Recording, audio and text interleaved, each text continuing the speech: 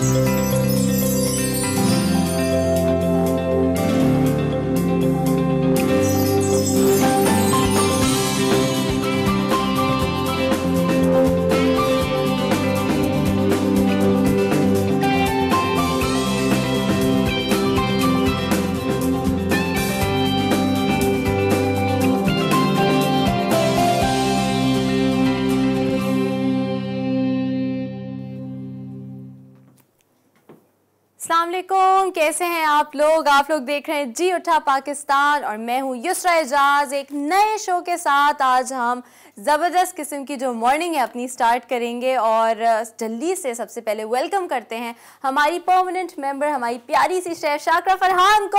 अस्सलाम वालेकुम, कैसी हैं? वालेकुम अस्सलाम युसरा एंड सुबह बखैर जिंदगी। आज आपने बड़े जोश से मेरा इस्तेमाल किया, मुझे बहुत अच्छा लगा क्योंकि आज बाकी मैं थोड़ी एनर्जी लाऊंगी तो फिर आप भी एनर्जेटिक होंगी, फिर हमारे जो जरूरी होता है वो भी एनर्जेटिक होते हैं ना सुबह सुबह। लेकिन युसरा आपका हेयर कलर आज बहुत अच्छा लगा। Thank you. आप ही के कहने में मैंने करवाया था क्योंकि शाकरा ने मुझे मोटिवेट किया था हेयर कलर चेंज करा लें, चेंज आएगा, कोई अच्छा लगेगा, आपको सूट करेगा और आप हिम्मत नहीं दिलाती तो और युसरा ने मेरी बात मान ली। बात ये कि चेंज अच्छा लगता है और चेंज करते रहना चाहिए। जो हमें नाज़रीन देख भी रहे हैं तो अपनी लाइफ में थोड़ा बहुत चेंजेस लेकर आते रहना चाहिए। हेयर के हवाले से, ड्रेस के हवाले से, हर तरह के आप ड्रेस कैरी किया करें। ये नहीं कि एक ही रूटीन पे चल रहे हैं तो आप उसी पे चलते हैं ना, तो वो सूट करता है। बिल्कुल बिल्कुल। और इस तरह के चेंजेस है। अच्छा ये होता है कि मैंने ये नोटिस किया अपने अंदर भी, दूसरों के अंदर भी देखा है, आप कोई भी चेंज कराएं या आप कल भी हम जैसे बात कर रहे थे अच्छे लग रहे हो ना तो आपकी पर्सनालिटी पे वो इम्पैक्ट आता है।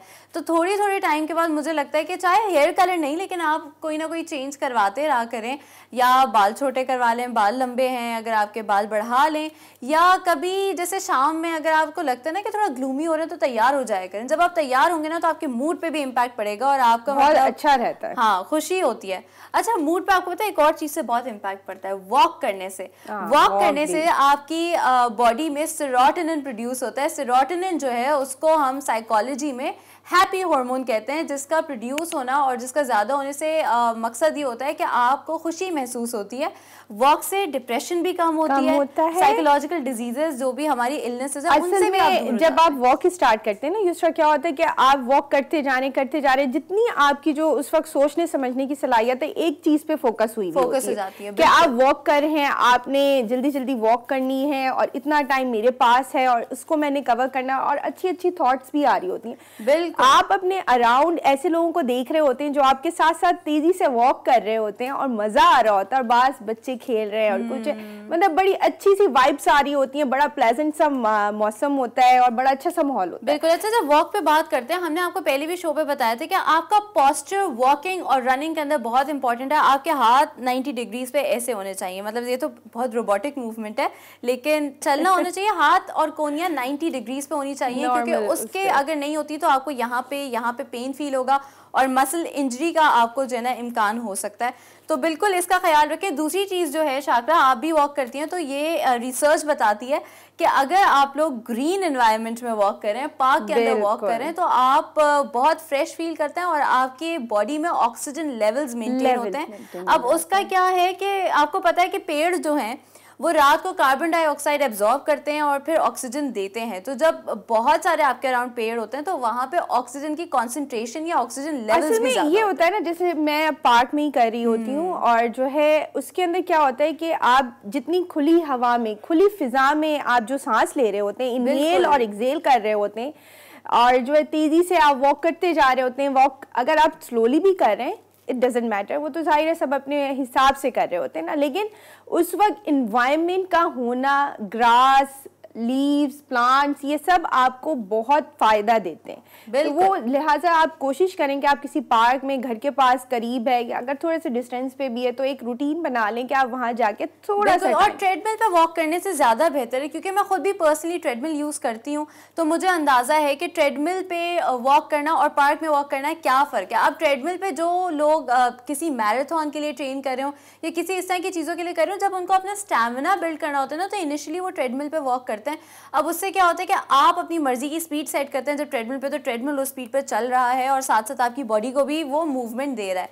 वॉक में आपको ज़्यादा इफेक्टिव क्यों होती है, जब आप ग्राउंड पे वॉक कर रहे हो या रनिंग कर रहे हो, आप रियलाइज़ करेंगे कि एक तो अलग अलग किस्म का ग्राउंड होता है, दूसरी चीज़ ये होती है कि कहीं पे स्लोप्स ऊपर हैं, कहीं पे स्लोप्स नीचे हैं, तो आपकी बॉडी को साथ साथ एडजस्ट करना है, बैलेंस करना है। उससे एक तो आपका बैलेंस बहुत अच्छा हो जाता है, दिमाग का फोकस आपका अच्छा हो जाता है क्योंकि कॉन्स्टेंटली आपका दिमाग चल रहा है। और फिर जाहिर है वो जो ऑक्सीजन लेवल्स के बारे में मैंने बात की, ऑक्सीजन लेवल्स आपके मूड पे भी इम्पैक्ट करते हैं। लेकिन युसरा दोनों सिनेरियो डिफरेंट होते हैं क्योंकि जब हम जिम में जा रहे होते हैं, जिम में हमें बहुत सी चीज़ों को फॉलो करना पड़ रहा होता है, ठीक है।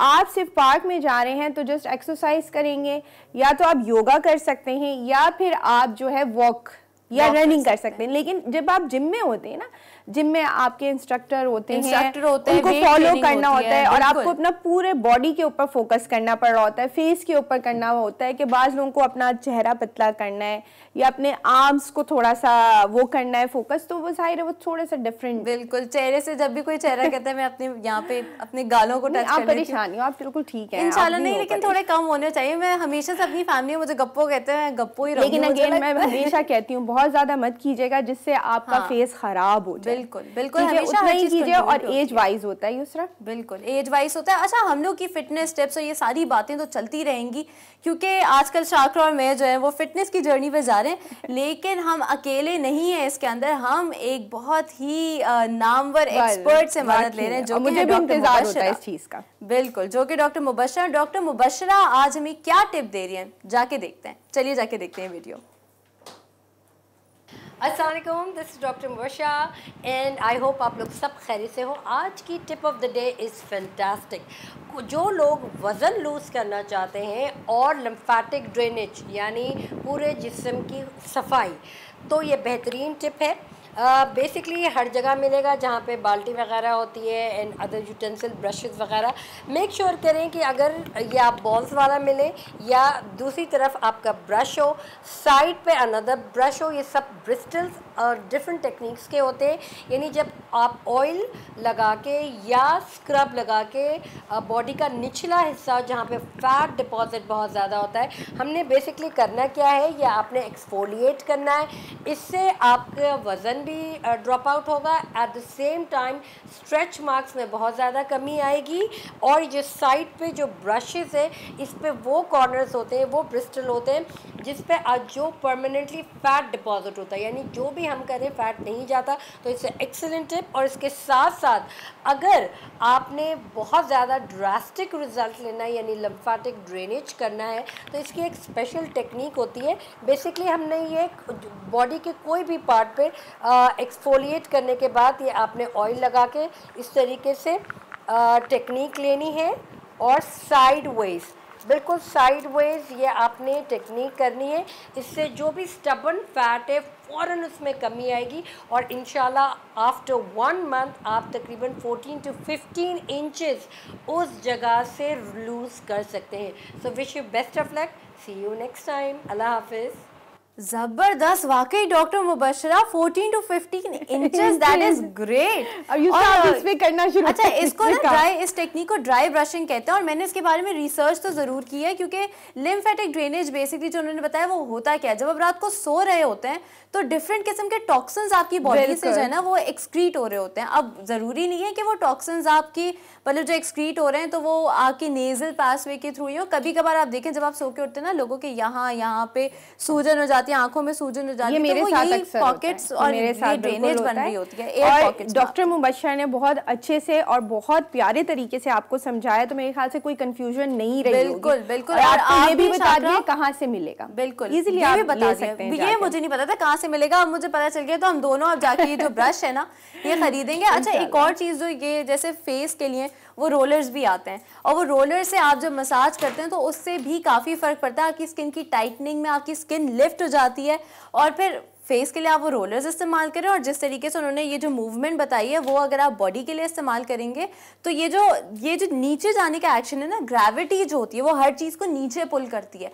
तो इसी तरीके से जब आप नीचे और ऊपर जाएंगे तो ये ग्रेविटी से जो आपका लिम्फेटिक फैट है जो कि आपका टॉक्सिन्स की वजह से जमा हो गया है वो निकलेगा, उतरेगा और जिसकी वजह से बहुत फायदेमंद होता है, कमी नजर आएगी। ये बहुत फायदेमंद होता है। आपका जो इंटरनली जितना जो भी आपके साथ प्रॉब्लम है ना, तो वो ये उसको भी सॉल्व करता है। और जो शाकरा ने आपको ग्रेप फ्रूट वाली टिप बताई थी, शाकरा आपको पता होगा, आपने भी ये नोटिस किया होगा, जब आप पीती हैं थोड़े टाइम बाद आप को लगता होगा कि यानी ब्लोटिंग और ये सारी चीजें थोड़ी कम हो जाती फील होता है, लेकिन आपको पता है एक दिन पीने से आपको ऐसा फील नहीं यानी ओवर द टाइम। जब आप 3-4 दिन कंटिन्यूसली आप कर रहे होते हैं ना उसको और जब करते जाते हैं 1 महीने में आपको इसका फर्क वाज़ेह होना शुरू होता है। फौरन से किसी भी चीज का रिजल्ट नहीं आता। बिल्कुल बिल्कुल फौरन से नहीं आता, लेकिन यही है कि देखिए हर चीज को 3 हफ्ते अगर आप रेगुलरली करेंगे वो आपकी आदत बन जाएगी, और फिर उसके बाद तो आसानी आसानी आसानी आसानी है, और जब आदत बन गई तो फिर ये लाइफस्टाइल का रूटीन बन जाएगा। ये जो सारी चीज़ें हम आपको बताएं ये लाइफस्टाइल के रूटीन पे चलती हैं।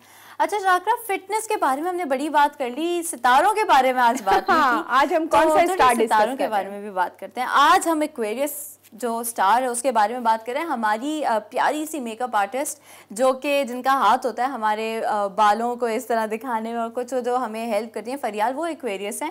और उनकी बड़ी रिक्वेस्ट थी, भाई एक्वेरियस रह गया, एक्वेरियस पे तो करना ज़रूरी है, और जाहिर है कि हमारे बहुत सारे देखने वाले भी एक्वेरियस होंगे, तो उनको भी बताना उनके स्टार के बारे में ज़रूरी है, वो भी जानना चाहते होंगे, और हमें भी नॉलेज काफ़ी होती है। और हम भी जाहिर है आपको बता रहे होते हैं, इस वजह से बता रहे होते हैं कि थोड़ा सा आप अपने बारे में जानने का थोड़ा बहुत हम आपको एफर्ट्स दिखा रहे होते हैं कि अगर कहीं कोई बात कहीं लैकिंग हो रही है तो आपने उसको बहुत अच्छे से अपने अंदर कवर करना है, और बहुत अच्छा पॉजिटिव तरीके से उसको लिया कीजिए कि हाँ ये चीज़ मेरे लिए अच्छी नहीं है या बुरी है, या बाकी बहुत अच्छी है, तो रहना आपकी जिम्मेदारी है। उसके बाद अल्लाह ताला पे छोड़े, देखिए करने वाली हर चीज़ को बनाने वाली, और हर चीज़ को अगर आपकी बन भी रही है और बिगाड़ने की, वो सब अल्लाह ताला के हाथ में, किस्मत अल्लाह ताला के हाथ में है, तो वो ही जाहिर है, वो तो सबसे बड़े बादशाह वही डिसाइड करते हैं। सारी स्टार सारे अच्छे होते हैं, लेकिन अपनी पर्सनालिटी आपने खुद बनानी होती है। ये नहीं है कि अगर ये बंदा स्टार है और इसके अंदर ये खासियत है, वो तो होती है, लेकिन अच्छी या बुरी पर्सनालिटी आप खुद अपनी बनाते हैं। बिल्कुल।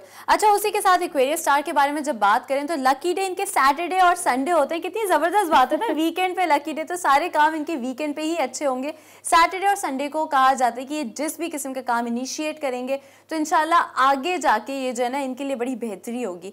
और इस चीज़ का वैसे ख्याल रखा करें। मेरा बहुत कहना चाहिए ना, कटर बिलीफ तो नहीं है कि डेज आपके लिए काम करते हैं, लेकिन हमने पहले भी डिस्कस किया शाकरा, हमारे लिए वेडनेसडे का दिन अच्छा रहता है। मैं और शाकरा जो काम वेडनेसडे को करते हैं ना उससे कहीं ना कहीं बरकत आ जाती है। वैसे तो सारे दिन ही अच्छे हैं, आप ये ना सोचे कि सिर्फ ओनली वेडनेसडे, लेकिन अल्लाह बेहतर करने वाला है। और आज एक और है इनके लिए बात कि आज का दिन इनके लिए थोड़ा सा डिफिकल्ट है। बहुत एहतियात से काम लीजिएगा। अगर किसी मामले में आप जिस तरह बिजनेस के हवाले से, काम के हवाले से, ऑफिस के हवाले से, उसमें आप जिसे कहते हैं कि बिल्कुल भी गैर जिम्मेदारी का सबूत मत दीजिएगा। तो बिल्कुल हल्के हल्के जरा ना देख के, वो कहते हैं ना, फूक फूक के कदम रखिएगा आज। और कोई मसला नहीं है, कभी कभार यही जिंदगी का हिस्सा है, कभी कभार अच्छे दिन आते हैं, कभी कभार बुरे दिन आते हैं। हर चीज़ पे अगर हम बहुत ग्रेटफुल होंगे, अल्लाह ताला का शुक्र करेंगे, तो इंशाल्लाह हमारे लिए चीज़ें अच्छी तरीके से गुजरेंगी। लकी नंबर्स इनके हैं 4, 8, 13, 17 और 26। और लकी कलर इनका ब्लू, ग्रीन, ग्रे जैसे कि मैंने पहना हुआ है, और ब्लैक है। और लकी स्टोन्स ओपल और एक्वामरीन है। भाई एक्वामरीन की जब बात आती है मुझे तो बहुत अच्छा लगता है, इतनी कशिश है उस स्टोन और आपको पता है एक्वामरीन जिस तरह से जितनी हम जो परफ्यूम्स वगैरह भी अगर ले रहे होते हैं तो उसमें भी बड़ा जबरदस्त आता है, बहुत जबरदस्त आता है उसमें भी। वाकई में वो कलर भी इतना खूबसूरत है, वो स्टोन भी इतना खूबसूरत है। लेकिन अगर कोई हमारी बात सुन के कोई स्टोन लेना चाह रहे तो हम आपको ये जरूर सजेस्ट करेंगे कि किसी जेम स्टोन एक्सपर्ट के पास जरूर जाएं, क्योंकि हर किसी पे डिफरेंट इम्पैक्ट करता है। अब जैसे एक्वामरीन से कुछ घरों में लड़ाइयाँ होती हैं, मैं नहीं चाहूंगी कि जी उठा पाकिस्तान की किसी भी देखने वाले के घर में लड़ाई हो या कुछ ऐसा मामला हो। हम भी खुश रहें, आपको भी खुश रखें, यही हमारी दुआ है। हमारा मकसद यही है कि आप खुश रहें, हेल्दी लाइफ स्टाइल जो है अपने साथ और अपने प्यारों के साथ गुजारें, किसी भी किस्म की आपके साथ कोई परेशानी ना हो। तो think positive and be positive. बिल्कुल। अच्छा जी, पॉजिटिव क्वालिटीज उनकी क्या होती हैं कि वो बहुत जस्ट होते हैं, यानी कि वो जो है ना अपने उसूलों पे कायम रहते हैं और कोशिश करते हैं किसी के साथ नाइंसाफी ना हो। क्यूरियस हैं, सवाल पूछना चाहते हैं, लोगों के बारे में जानना चाहते हैं।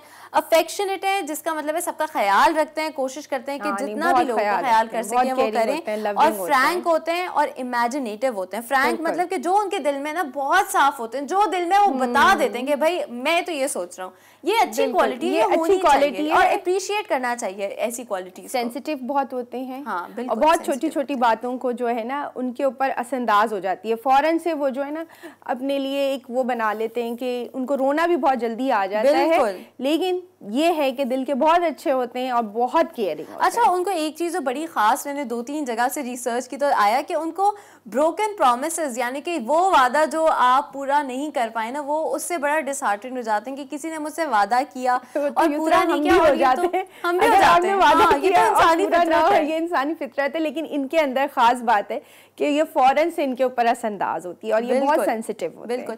अच्छा, लेकिन वादा यही है कि वादा हमेशा कोशिश करनी चाहिए पूरा करें, क्योंकि मुझे एक हुजूर पाक सल्लल्लाहु अलैहि वसल्लम का वो जो कुरान में और हदीसों में आते हैं जो किस्सा मुझे याद आता है कि वो एक वादा पूरा करने के लिए 2 दिन तक उन्होंने इंतज़ार किया था किसी का, जो उनसे वादा करके गए थे कि आपके पैसे मैं दे दूंगा। तो इस तरीके से वादा, मतलब इससे हमें पता चलता है कि वादे पूरा करने की अहमियत क्या होती है।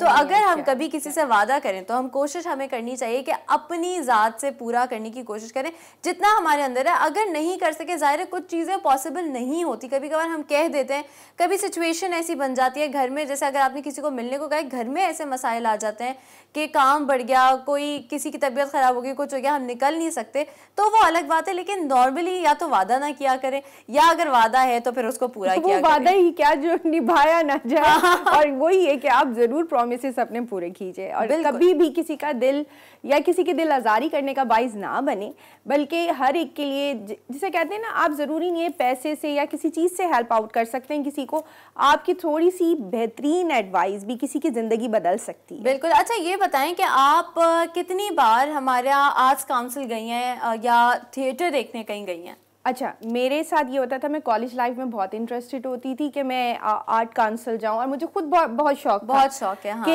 एक्टिंग करें। और वो जब मैं लोगों को देख रही होती, मैंने शीमा किरमानी को बहुत अच्छे से देखा और मुझे बड़ा मजा आता था। Theatre queen. और अनवर मकसूद के प्ले जाके मैं देखती थी और मुझे बड़ा, मैंने शादी के बाद भी देखी, लेकिन जाहिर है जब बच्चों के साथ होते हैं और जो थोड़ा सा हमारी बिजी रूटीन हो जाती है, उस वक्त टाइम नहीं मिल सका, लेकिन मैंने बहुत इंजॉय किया। और इतने मैसेजेस में होते हैं और वो इतने अच्छे से डिस्क्राइब कर रहे होते हैं ना कि वो एक एक आपको एक्शन समझ आ रहा होता है, उनके तंज़ो मज़ा में जो मज़ा होता है, आपको वो बात, आप हंसते भी हैं, आप फौरन से रोते भी हैं, और जो उन्होंने मैसेज कन्वे करना होता है वो बहुत स्ट्रॉन्ग तरीके से करते हैं। इतना मैजिकल लगता है आप जब थिएटर प्ले कोई देख रहे हो, क्योंकि मैंने 1-2 थिएटर प्लेज में पार्ट भी लिया है और मतलब यूनिवर्सिटी में भी लिया और वैसे भी लिया, और ख़ुद भी मतलब थिएटर का मुझे इतना शौक वैसे नहीं था पहले, लेकिन जब मैंने उसको एक्सपीरियंस किया, जब मैंने उसको देखा, एक स्टेज है यहाँ पर हम काफ़ी ज़्यादा टेक्निकल चीज़ों की हेल्प ले रहे हैं, लाइट्स की हेल्प ले रहे हैं और भी चीज़ों की हेल्प ले रहे हैं, और एक एनवायरनमेंट आपके लिए क्रिएट कर रहे हैं।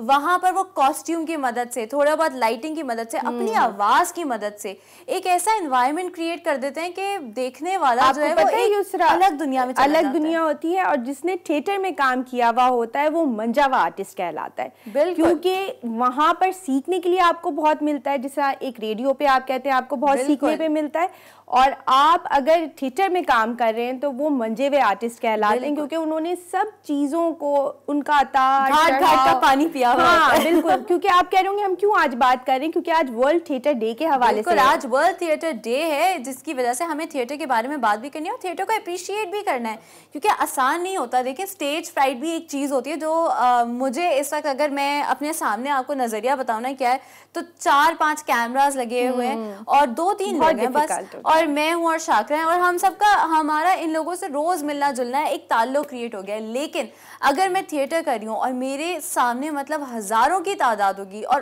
रोज़ नए लोग होंगे जिनको मैं नहीं जानती, लेकिन आज ये सारी प्रॉब्लम सॉल्व होने वाली है जी उठा पाकिस्तान की बदौलत। बिल्कुल। और आप यहाँ से आज जो आपकी कंफ्यूजन है और जो सवालात आप करना चाहें थिएटर के हवाले से बिल्कुल कर सकते हैं, और आपकी बहुत ज़्यादा, जिसे कहते हैं ना, कंफ्यूजन है या आप सीखना चाहते हैं और कहाँ से आप सीख सकते हैं, बेहतरीन थिएटर के लिए आपको क्या एनवायरनमेंट चाहिए, ये सब आपको बताएंगे आज जी उठा पाकिस्तान। बिल्कुल, आज का शो बहुत इंपॉर्टेंट है उन बच्चों के लिए जो आगे थिएटर में जाना चाहते हैं, या इवन अगर थिएटर में भी नहीं जाना चाहते, अगर आप इंडस्ट्री में आना चाहते हैं, एक्टिंग इंडस्ट्री में भी आना चाहते हैं ना, तो उसके लिए थिएटर बहुत ज़रूरी है, और एक मंजा हुआ आर्टिस्ट होना आजकल के दौर में बहुत ज़रूरी है। तो उस हवाले से बात करेंगे और आपको अलग अलग लोगों से मिलवाएंगे, अलग अलग एक्सपीरियंसेस उनके शेयर करेंगे। लेकिन इन सारी चीज़ों से पहले हमें लेना एक छोटा सा ब्रेक लेते हैं, और ब्रेक के बाद आपको ज्वाइन करेंगे। देखते रहें जी उठा पाकिस्तान।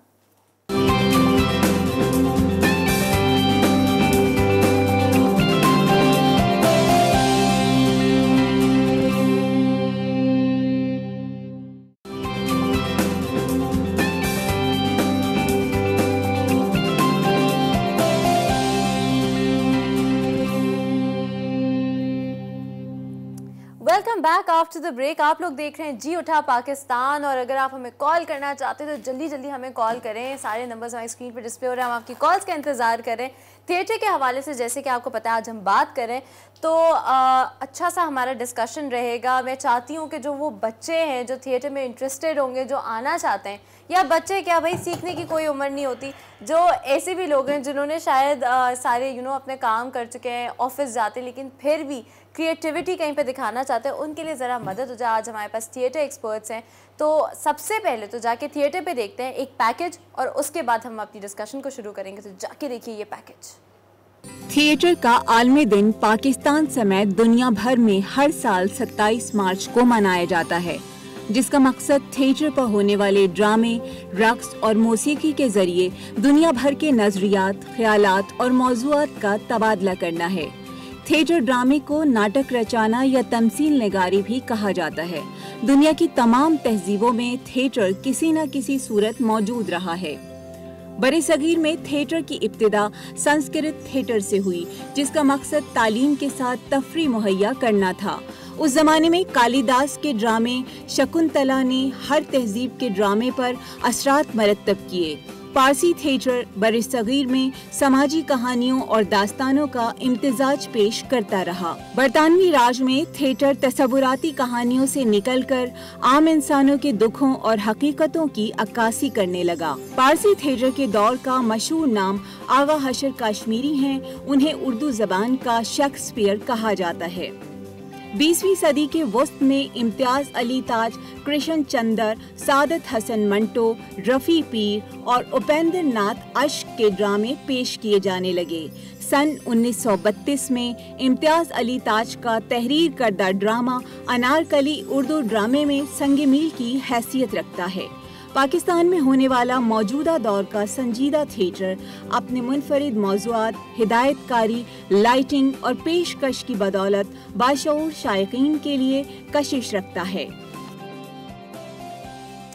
बिल्कुल, वेलकम बैक। और आपने जो ये बड़े बड़े नाम सुने, मंटो साहब का और दीगर ऐसे नाम, इनके जो काम है आज तक हम लोग उनको अप्रिशिएट करते हैं। जब पढ़ते हैं तो हमें हैरत होती है कि कितने इमोशंस, कितनी मतलब उनकी जो सारी इमोशंस और ड्रामा और जो भी उनकी ज़िंदगी में मसाइल चल रहे थे, उसके साथ उन्होंने सारा अपना सब कुछ अपने काम को दे दिया, और इसीलिए आज वो काम अमर हो गए हैं। उसी हवाले से हम और थिएटर के हवाले से इंट्रोड्यूस कराते हैं हमारे आज के मेहमानों को। आज हमारे साथ हैं ज़रका नाज, जो कि नापा से ट्रेंड डायरेक्टर और एक्टर हैं, और दास्तान गो को भी कंडक्ट करती हैं। अस्सलाम वालेकुम। वालेकुम सलाम। कैसी हैं Zarka? Good morning. Good morning, मैं बिल्कुल ठीक। ज़रका, आज हमने आपसे बहुत सारी चीज़ें सीखनी है, तो आपने सब चीज़ें ना बिल्कुल ऑर्गेनिकली, कहते हैं ना, जो जवाब देना है।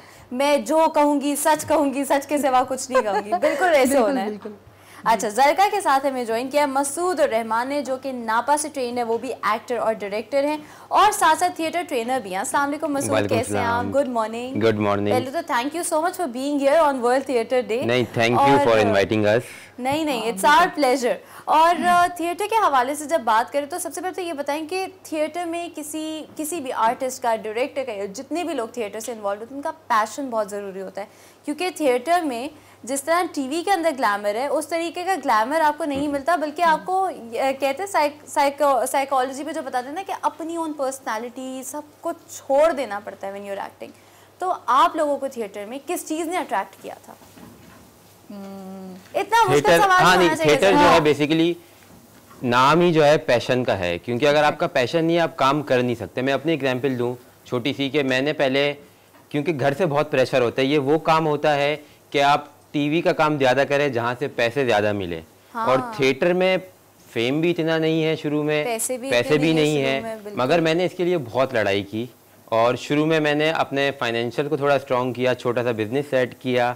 घर वालों ने बोला कि पहले, घर वालों ने बोला कि नहीं, घर वालों ने बोला पहले ये चीज़ें कर लो, उसके बाद थिएटर कर लेना। और उन्होंने ये बात मजाक में बोली थी और मैंने उसको सीरियस ले लिया। अच्छी बात है। तो मैंने अपना बिजनेस सेट किया, MBA किया मार्केटिंग में, माशाल्लाह, शादी की, और उसके बाद फिर मैंने सारे वो एक चेकलिस्ट में ना सारे इंपॉर्टेंट टिक टिक टिक, ताकि कोई कुछ कह ना सके। और उसके बाद आप करते हो। और इधर थिएटर करके जो सुकून मिलता है ना, वो थिएटर वाले ही जान सकते हैं, क्योंकि उधर आप ज़मीन पे बैठ सकते हो।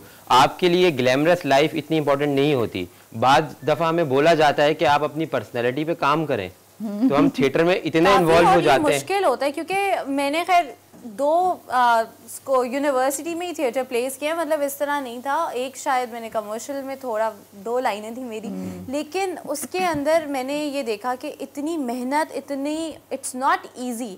और जिस तरह आप यहाँ पर अगर मैं मॉर्निंग शो कर रही हूँ तो मुझे एक तरीके से ट्रीट किया जा रहा है, अच्छे तरीके से ट्रीट किया जा रहा है, हेयर मेकअप हो रहा है मेरे आगे पीछे लोग हैं। थिएटर में ये नहीं होता। थिएटर में कोई लीड हो या जो भी हो, चलो चलो इधर आओ, रिहर्सल करो अपनी, इस तरह होता है। और वो किसी के लिए जो टीवी कर रहा हो, जैसे आयशा उमर ने भी थिएटर किया हुआ है, और आजकल आप देख रहे हो यासिर हुसैन का जो प्ले चल रहा है, इट्स नॉट इजी। तो किस तरह आप लोग डील करते हैं अलग अलग लोगों से? बहुत मुश्किल होता है, और जब अगर आप डायरेक्टर होते हैं तो और मुश्किल हो जाता है, क्योंकि आपकी टीम में जितने बैड गाय, इसलिए बहुत मुश्किल होता है। तो आपको हर किसी के हिसाब से चलना पड़ता है, कौन सा एक्टर कैसा है, उसके साथ कैसे ट्रीट करना है, किसको कितनी ज़्यादा काम की ज़रूरत है, कितनी ज़्यादा रिहर्सल्स की ज़रूरत है, तो वो सब जो देखना है वो बड़ा मुश्किल हो जाता है। और डायरेक्टर के ऊपर तो बड़ा ही लोड होता है। अच्छा, ये सब लोग जाहिर है सेम प्लेन पे नहीं होते हैं, बिल्कुल ऑब्वियसली एक्टिंग स्किल्स में भी और भी चीज़ों में।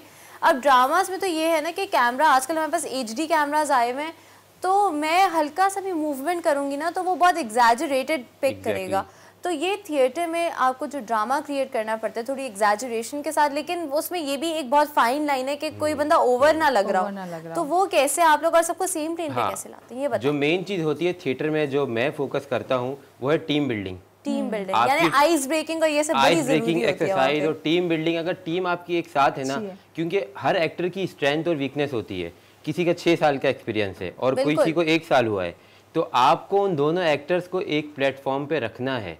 उस जो बेचारा 1 साल जिसको हुआ है उसकी वीकनेस को छुपाना है, और ऑडियंस को नहीं पता चले कि ये नया है और ये पुराना है।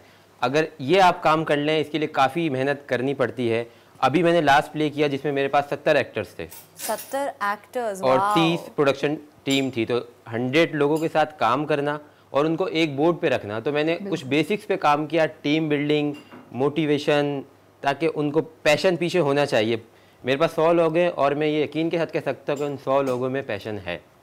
अच्छा, तो लेकिन जैसे कुछ ऐसे भी लोग होंगे, पैशन इनिशिएट तो पैशन ही आपको करता है, लेकिन स्टेज फ्राइट और भी ऐसी बहुत सारी चीज़ें होती हैं। क्योंकि जैसे मैंने पता नहीं क्या इतनी शायद रिहर्सल हो गई थी तो हो गया था, वरना मैं नहीं कर सकती, मुझे स्टेज फ्राइट है, जो कि लोग बड़ा हैरान होते हैं। मैं कहती हूँ टीवी पे काम करना is a completely different scenario, लेकिन एक ऐसी ऑडियंस, यहाँ पे किसी का भी रिस्पॉन्स अगर आ रहा है तो वो अपने घर पर बैठ के रिस्पॉन्स दे रहे हैं, चाहे मुझे फ़ौरन मिल जाए, लेकिन ज़रा सा डिले है और मैं उनका इधर नहीं, रियल टाइम में नहीं देख सकती। रियल टाइम में रिस्पॉन्स मिलना, वो आप स्टेज फ्राइट कैसे निकालते हैं लोगों में से?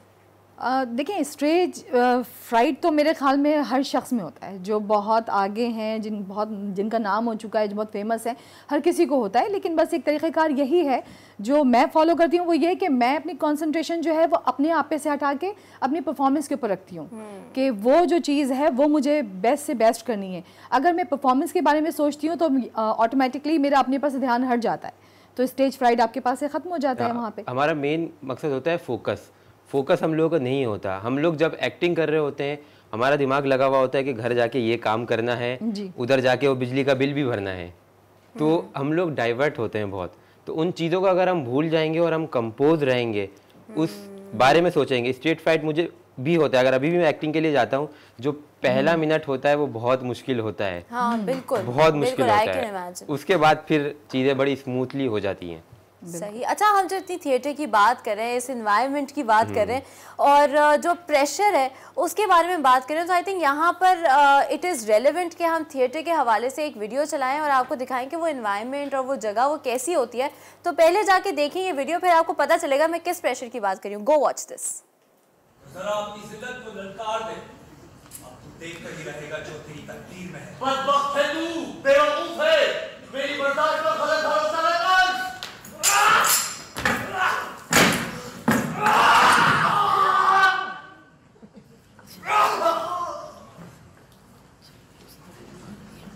अगर अब भी किसी को मेरी बहादुरी और शुजाअत पर शक है तो आए और मेरा मुकाबला कर ले। जी वेलकम बैक। वीडियो आपने देखी और जैसे कि आपने मैं भी खुद देख रही थी और इस वीडियो में मैं यही देख रही थी कि 2 लोग हैं जिनका सीन चल रहा है, लेकिन उनके पीछे 6, 7, 8 लोग हैं। उनको देखें, आप उन पे फोकस करें तो वो भी उतने ही इन्वॉल्व हैं इस पूरे सिनेरियो के अंदर जैसे कि वो 2 लोग इन्वॉल्व हैं। और ये रियल लाइफ सिचुएशन में भी यही होता है। आप देखिए किसी का एक्सीडेंट अगर हो जाए रोड पर तो 2 लोग आपस में लड़ रहे होते हैं और बाकी तो यूँ देख रहे होते हैं क्या हो रहा है क्या हो रहा है लेकिन वो भी इतने ही इन्वॉल्व होते हैं। तो ये इन्वॉल्वमेंट कैसे लाते हैं, क्योंकि टीवी पे ये ज़रूरी नहीं है। 2 लोगों पे अगर फोकस हो रहा है तो मैं अगर यूँ ब्लर में खड़ी हुई भी हूँ तो इट डजंट रियली मैटर कि मैं क्या सोचूँ या क्या करूँ। थिएटर में ये नहीं हो सकता। जी जी, कैसे करते हैं? हाँ, थिएटर में क्योंकि वो जो पीछे एक्टर खड़ा हुआ है और सबसे मुश्किल काम होता है जब आपके पास डायलॉग्स नहीं होते। बिल्कुल, आप फिर भी खड़े हुए हैं मगर आपको स्टेज प्रेजेंस हो। जो हम लोग एक बैक स्टोरी बनाते हैं और इनर मोनोलॉग्स चल रहे होते हैं तो उनके बारे में जब आप सोचना शुरू करते हैं तो वो इमोशन खुद फेस पे आते हैं और आप उस सिचुएशन में रहते हैं कि इस वक्त इसको अगर इस बंदे ने, जैसे आपने दिखाया जो क्लिप, इस बंदे ने जब इसको मार दिया है और वो बादशाह है और उसकी जो फोर्स है वो क्या फील करेगी जब उसका कोई रिलेटिव को मारा जाएगा या उसके साथ गलत होगा, तो आप खुद वो खाली सोचना और इन्वॉल्वमेंट आपको वहाँ तक ले जाती है। बिल्कुल। अच्छा, थिएटर के हवाले से बहुत सारे सवाल हैं मेरे दिमाग में। एंड वेरी, वो कहते हैं ना, एक जो स्टूडेंट जिसके पास बहुत ज़्यादा सवाल हो, जो टीचर से सवाल करो ये कैसे होता है ये कैसे होता है, 5 ईयर ओल्ड स्टूडेंट, मैं बिल्कुल आज उस तरह फील कर रही हूँ। ढेर सारे सवाल मैंने करने हैं, उनको भी डिस्कस करेंगे, लेकिन सबसे पहले चल के देखते हैं किचन में क्या हो रहा है और शाकरा क्या बना रही है। अस्सलाम वालेकुम, ओवर टू यू शाकरा, क्या बन रहा है? Over to you Shakra. कहा मैं बिल्कुल वो हो गई उस वक्त क्योंकि मैं बिल्कुल स्टैंड बाय नहीं थी। अच्छा, कोई बात नहीं, कोई बात नहीं, क्योंकि मैं वो अंडे तोड़ रही थी इस वजह से। आज हम अपने किचन में बना रहे हैं शाही गाजर का हलवा और उसी के साथ हम बना रहे हैं यहाँ पर पैनकेक चिकन। ठीक है ना, चिकन पैनकेक चिकन, क्रैब्स भी कह सकते हैं आप इसको। और जो है, लेकिन यहाँ मैं इसको जो मैं कहती हूँ वो यही है कि पैनकेक चिकन हैं ये यहाँ पर बन रहे हैं और बहुत आसान है, बहुत मज़े के बनते हैं। जल्दी से रेसिपी नोट डाउन कर लीजिए। इसके लिए मैंने लिए यहाँ पर 3 अदद अंडे और अंडे को मैं फेंटूंगी और उसके अंदर मैं हाफ कप मैदा शामिल कर दूंगी। उसके साथ उसको दोबारा से मिक्स करेंगे। उसके अंदर पिंच ऑफ मैं ब्लैक पेपर लूँगी और हाफ टी स्पून के करीब नमक लूँगी।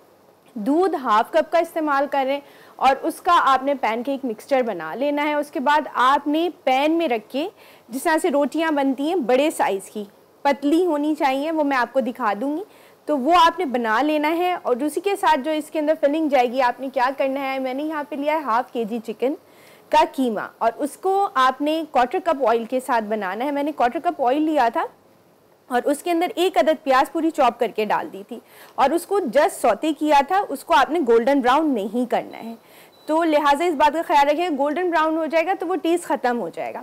फिर हमने उसके अंदर कीमे को शामिल करना है। कीमे का कलर जैसे ही तब्दील होगा तो मैंने उसके अंदर जो है हाफ टी स्पून कुटी हुई लाल मिर्च powder 1 teaspoon, chaat masala 1 teaspoon, नमक 1 टीस्पून और टू टेस्ट है, अगर आप कम करना चाहें कम कर सकते हैं। फिर उसके साथ आपने इसको मिक्स करना है। जब ये भुनने की फॉर्म में आए तो आपने हरी मिर्चें ऐड कर देनी है और हरा धनिया, इन दोनों के साथ आपने इसको पका लेना। अच्छा सा मज़ेदार किस्म का आपने ये इसका जो मिक्सचर है तैयार कर लेना है और उसके बाद आपने उन्हीं रोटियों के ऊपर रख कर उसी के अंदर जो है चेडर चीज़ और मोज़रेला चीज़ रखनी है और इसको पैक कर देना है। और जस्ट हम पैन में रखेंगे, ओवरलैप करेंगे, हल्का सा ग्रीस आप बटर से कर दीजिएगा अपने ये जो पैन को है, वो बिल्कुल चिपक जाएंगे और वो बिल्कुल जब आप कट करेंगे बहुत मज़े के बनते हैं, बहुत टेस्टी होते हैं। और उसी के साथ जो शाही गाजर का हलवा बना रहे हैं बहुत सिंपल है, बहुत आसान है। हमने लिए यहाँ पे 1 kg गाजरें और उसको कद्दूकश कर लिया था, 1 kg दूध लिया है और उसको साथ हमने यहाँ पे बॉईल करने के लिए रख दिया है। जब इसका दूध खुश्क हो जाएगा तो मैंने इसके अंदर हाफ कप घी डालना है और हाफ कप घी डालने के बाद हमने यहाँ पर क्या करना है कि उसके अंदर हाफ कप मैं चीनी ले लूँगी। 1 कप रेसिपी कार्ड में है, अगर आपको लगे कि नहीं कम है तो आप उसे कम या ज़्यादा कर सकते हैं। फिर उसी के अंदर हमने बादाम, पिस्ते और सबसे आखिर में खोए का इस्तेमाल करना है जब हम भून रहे होंगे। और थोड़ा खोया रोक लीजिएगा गार्निशिंग के लिए।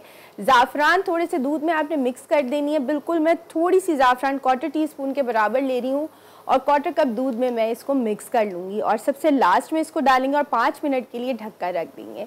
सफ़ेद जो छिलके उतरे हुए बादाम होते हैं रात को सोख करके रख लीजिएगा। शाही जो गाजर का हलवा बनता है उसमें ये सफ़ेद वाले बादाम जाते हैं, बादाम और पिस्ते जाते हैं। मैं किशमिश ऐड नहीं कर रही हूँ, आप काजू डालना चाहें काजू भी जा सकते हैं, लेकिन काजू नहीं है कोई परेशानी की बात नहीं है, आप बादाम से ही इसको गार्निश कीजिए। बहुत मज़े का बनता है और ये तकरीबन 30 से 45 मिनट में तैयार हो जाता है। ज़बरदस्त भाई, ये मैं क्रेप्स के लिए तो बहुत एक्साइटेड हूँ। शाकरा आप मेरे साथ लगता है जानबूझ के करती है, आपको पता है कि मैं डाइट कर रही हूँ, लेकिन ये क्रेप्स इतने मज़ेदार बनते हैं, मैंने ट्राई तो ज़रूर करना है, जो भी हो जाए 1-2 बाइट्स तो खाऊंगी ही। तो थैंक यू सो मच, आपने रेसिपी हमारे साथ शेयर की, और जब ये प्रोसीजर आएगा तो आप मुझे बताइएगा, मैं बिल्कुल आप पर दोबारा आऊँगी, क्योंकि इसकी फिलिंग और इसकी फिलिंग की क्वांटिटी कितनी है ये ज़रा ज़रूरी होती है। पहली बार कोई बना रहा हो ना तो फट भी जाते हैं क्रेप्स, मैंने बना के देखे मैं, तो मुझे आइडिया है कि इसको पतला पतला करना होता है, ये सब कुछ करना होता है। अच्छा, थिएटर में वैसे इस तरह के जो खाने की जब बात हो रही है तो ये जो लंच टाइम होता है या खाना जब आ रहा होता है ये एक बड़ा इंपॉर्टेंट टाइम होता है सबके लिए, टुगेदरनेस का। तो आप लोग क्या किस तरह की एक्टिविटी उसमें कर रहे होते हैं? क्या कोई खाना खुद बनाकर आता है या ये होता है कि नहीं हम खाना बनाएंगे, कॉन्वर्सेशन करेंगे? नहीं, उमूमन ऐसा होता है कि बहुत से लोग जो हैं सब खाना घर से भी कोई ले आते हैं, कुछ ऑर्डर कर लेते हैं, और वो वाकई में एक बड़ी मज़े का टाइम होता है कि जिस वक्त बैठ के हम लोग हंसी मजाक भी कर रहे होते हैं, रिहर्सल्स के दौरान जो भी चीज़ें हो रही होती हैं, जोक्स हो रहे होते हैं तो वो कर रहे होते हैं और साथ बैठ के खा रहे होते हैं, तो उससे बड़ा फ़ायदा होता है कि एक तरह से तो टीम भी आपकी बिल्डअप हो रही होती है और साथ में आपकी फ्रेंडशिप जो है वो भी ज़्यादा ऊपर जा रही होती है, परवान चढ़ रही होती है, तो बड़ा मज़ा आ रहा होता है उधर, और उधर काम करने का भी फिर बड़ा मज़ा आता है उसके बाद। अच्छा मसूद, आप थिएटर ट्रेनर हैं, तो थिएटर ट्रेनिंग में मतलब किस किस्म की चीज़ें आती हैं और किस किस्म की एक्सरसाइजेज आप लोग कर रहे होते हैं? आजकल तो स्कूल्स ने भी ये शुरू कर दिया। Are you working with a school या आप एक थिएटर कंपनी? मैं अभी यूनिवर्सिटी में पढ़ा रहा हूँ, बेनज़ीर भुट्टो शहीद यूनिवर्सिटी लियारी। यस, वहाँ पे मैं थिएटर ट्रेनर हूँ और वहाँ मुझे उनके साथ मज़ा बहुत आ रहा है, क्योंकि ज़ैबिस्ट इकरा वहाँ पे पहले से ही सोसाइटीज़ बनी हुई हैं। ये बहुत रॉ बच्चे हैं जिनको कुछ नहीं पता। इससे पहले मैंने स्कूल्स में पढ़ाया, फिर कॉलेजेस में थिएटर ट्रेनर किया, अब यूनिवर्सिटी में आया हूँ। मुझे सबसे ज़्यादा मज़ा स्कूल और कॉलेज के बच्चों के साथ आया, क्योंकि उनको कुछ नहीं पता था कि थिएटर कैसे होता है, और वो मोम की तरह आप मोल्ड कर सकते हो एग्जैक्टली। तो उनके साथ आप स्टार्ट करते हैं कि आप छोटे छोटे एक्सरसाइज करवाते हैं पहले फोकस की exercise, team building, imagination actor के लिए बहुत ज़रूरी होता है कि सामने आपको एक जहाज़ दिख रहा है, अगर आपको दिख रहा है वो जहाज़ उड़ रहा है तो ऑडियंस को भी दिखता है। तो इमेजिनेशन बहुत ज़रूरी होती है उन लोगों के लिए। उसके बाद करते ही हैं हम कि एक एक्सरसाइज बताते हैं कि एक स्टोरी है, उनको आप इमेजेस में बनाएं कि स्टार्ट मिडिल एंड, क्योंकि हमारा जो स्क्रिप्ट होता है उसमें स्टार्ट मिडिल एंड होता है, तो 3 इमेजेस में आप स्टोरी बता दें। तो लोग क्या करते हैं, पहले सीन में यानी कि एक इमेजिनेटिव स्टोरी बोर्ड बनाएं, स्टोरी बोर्ड बनाएं। पहले सीन में आया कि बाइक पे 2 लोग जा रहे हैं, दूसरी इमेज में एक बंदा आया जिसने गन पॉइंट पे मोबाइल छीना, तीसरी इमेज में उस मोबाइल छीनने के बाद रिएक्शन क्या हुआ। तो स्टार्ट मिडिल एंड भी हो गया, तो उनको बड़ा आपको बेसिक से जाके समझाना पड़ता है, फिर उनको समझ में आता है। और ये एक्सरसाइज जब करवाई तो हर ग्रुप ने, हर स्टूडेंट ने अपनी स्टोरी बनाना शुरू कर दी। तो सिंपल तरीके से जितना हम चलते हैं उतना अच्छा होता है। अच्छा, ये थिएटर में जैसे I have a friend Manur, उसने बहुत थिएटर किया है, तो वो बता रही थी कि जो डायरेक्टर्स होते हैं वो कभी कभार ऐसे प्रैक्टिस करते हैं कि आपको एक कमरे के अंदर बंद करते हैं, अगर कोई सैड सीन है, कहते हैं जितना आपको लगता है आपके साथ जितना इनजस्टिस हुआ है दुनिया में, जितने आपके साथ गलत काम हुए, ज्यादतियाँ हुई हैं, आपने किसी का दिल दुखाया, जिससे वो चीज़ जिससे आपका दिल दुखता हो वो उसके बारे में सोचें, और फिर आपको ऑटोमेटिकली रोना आएगा। और वो क्योंकि उसने आगे जाके बोल मूवी की थी, तो वो बता रही थी कि वो बोल में भी वो प्रैक्टिस करती थी, वो अगर उसको रोना है तो वो कमरे में। तो इस तरह की कौन कौन से टूल्स आप लोग यूज़ करते हैं? बेसिकली इसी को लेकर बहुत सारी, जैसे अभी मसूद ने बताया कि एक्सरसाइजेज होती हैं, बिल्कुल इसी तरीके से इस चीज़ की भी इमोशनल मेमोरी बनाने की भी एक्सरसाइजेज होती हैं, लेकिन बस ये कि वो थोड़ी सी हार्ड इसलिए होती हैं क्योंकि उसमें जब आप करवाते हैं तो बाज़ दफ़ा बहुत से लोग हैं कि जिनके पास में कुछ ना कुछ ऐसी चीज़ें होती हैं, कोई ऐसे वाक़यात होते हैं तो उसके बारे में सोच के वो ज़्यादा इमोशनल भी हो जाते हैं। तो ये कि हम सेफ साइड लेते हैं कि हम उनको कुछ ना कुछ चीज़ें बताते रहते हैं कि जी आप समझें कि इस तरीके की चीज़ है कि आप जा रहे हैं, आपने किसी को देख लिया कि किसी का एक्सीडेंट हो गया और बहुत ज़्यादा ऐसा हुआ है, उस वक्त आपका रिएक्शन क्या होगा। तो बेसिकली हम उस पर ज़्यादा काम करते हैं, वरना ये कि उसमें बाज़ दफ़ा इस तरह की चीज़ें करवाने में एक नुकसान ये भी होता है कि माइट भी कि अगर वो बेचारा बहुत सेंसिटिव है तो साइकोलॉजिकल इम्पैक्ट, बहुत इम्पैक्ट उसका ख़राब हो सकता है। पहले आपको ये पता होना चाहिए कि वो एक्टर्स आपका कहाँ पे खड़ा हुआ है, उसकी वल्नरेबिलिटी कितनी है। हाँ एग्जैक्टली वो एक्सरसाइज हम पहले स्टेप पे करवा लें और उस एक्सरसाइज के बाद उसके और मसले मसाइल हो जाएं। तो पहले सबसे पहले मेरा मकसद ये होता है कि, और हमारा होना भी ये चाहिए कि हम अपने एक्टर्स को जानें।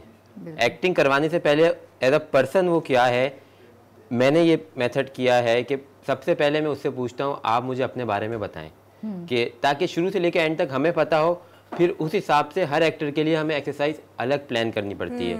जो ज़्यादा मैच्योर है उसको हम इमोशनली आगे ले जा सकते हैं कि जी आपकी क्लोज कौन है, मदर, आप मदर की डेथ के बारे में सोचें। और ये ऐसी चीजें वैसे किसी के सोचना भी बड़ा मुश्किल बहुत मुश्किल होता है, और वो आपके सामने लेटी हुई है। ये जो अभी लड़की है ये लड़की नहीं है, ये आपकी मदर है। तो वो सोचना और फिर किसी बहुत मुश्किल होता है, मगर वो जो जितने मैच्योर लोग होते हैं उनको वो एक्सरसाइज कराई जाती है। बाकियों के साथ जो बेसिक जो दरका ने बताया हम बेसिक्स पे रखते हैं ताकि बाद में डायरेक्टर के लिए मसले मसाइल ना हो। ज़ाहिर डायरेक्टर को भी रिस्पॉन्सिबिलिटी लेनी होती है। और आप लोग ये शायद आप लोग को लगता है कि हम लोग जो भी काम करते हैं वो एंटरटेनमेंट पर्पसेस के लिए तो करते हैं, जाहिर है, लेकिन उसमें बस कर देते हैं। लेकिन ये बात नहीं होती, रिस्पॉन्सिबिलिटी हर चीज़ में, चाहे मैं यहाँ पर बैठी हूँ या ये थिएटर पर जो भी चीज़ें प्रोजेक्ट करूँ, उसमें रिस्पॉन्सिबिलिटी बहुत ज़रूरी होती है। उसी के साथ बहुत शुक्रिया आप दोनों के आने का और हमें अपना टाइम देने का। यहाँ पर लेंगे एक न्यूज़ ब्रेक के बाद आपको ज्वाइन करेंगे। देखते रहें जी उठा पाकिस्तान। जी, मेरा नाम यासिर हुसैन है और जैसे कि आप जानते हैं वर्ल्ड थिएटर डे है और मेरा भी ताल्लुक़ थिएटर से रहा है हमेशा से।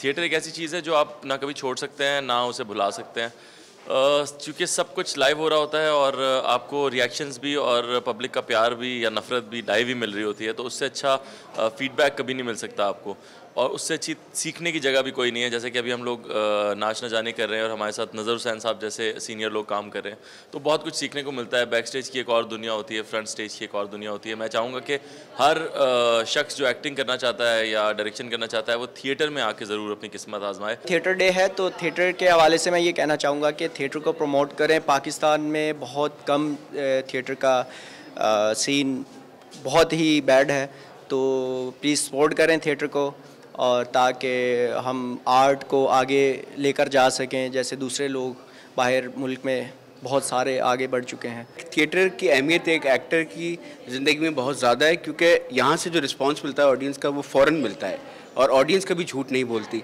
तो मेरे ख्याल से जो है हर एक्टर को, हर डायरेक्टर को हमेशा थिएटर से शुरू करना चाहिए, क्योंकि ये एक ऐसा मीडियम है जो कभी भी आपको डिसअपॉइंट नहीं करेगा किसी भी सूरत में। तो और थिएटर मेरे ख्याल से पाकिस्तान में बढ़ता ही रहेगा, क्योंकि आने वाले दिन फिल्म और थिएटर के हैं।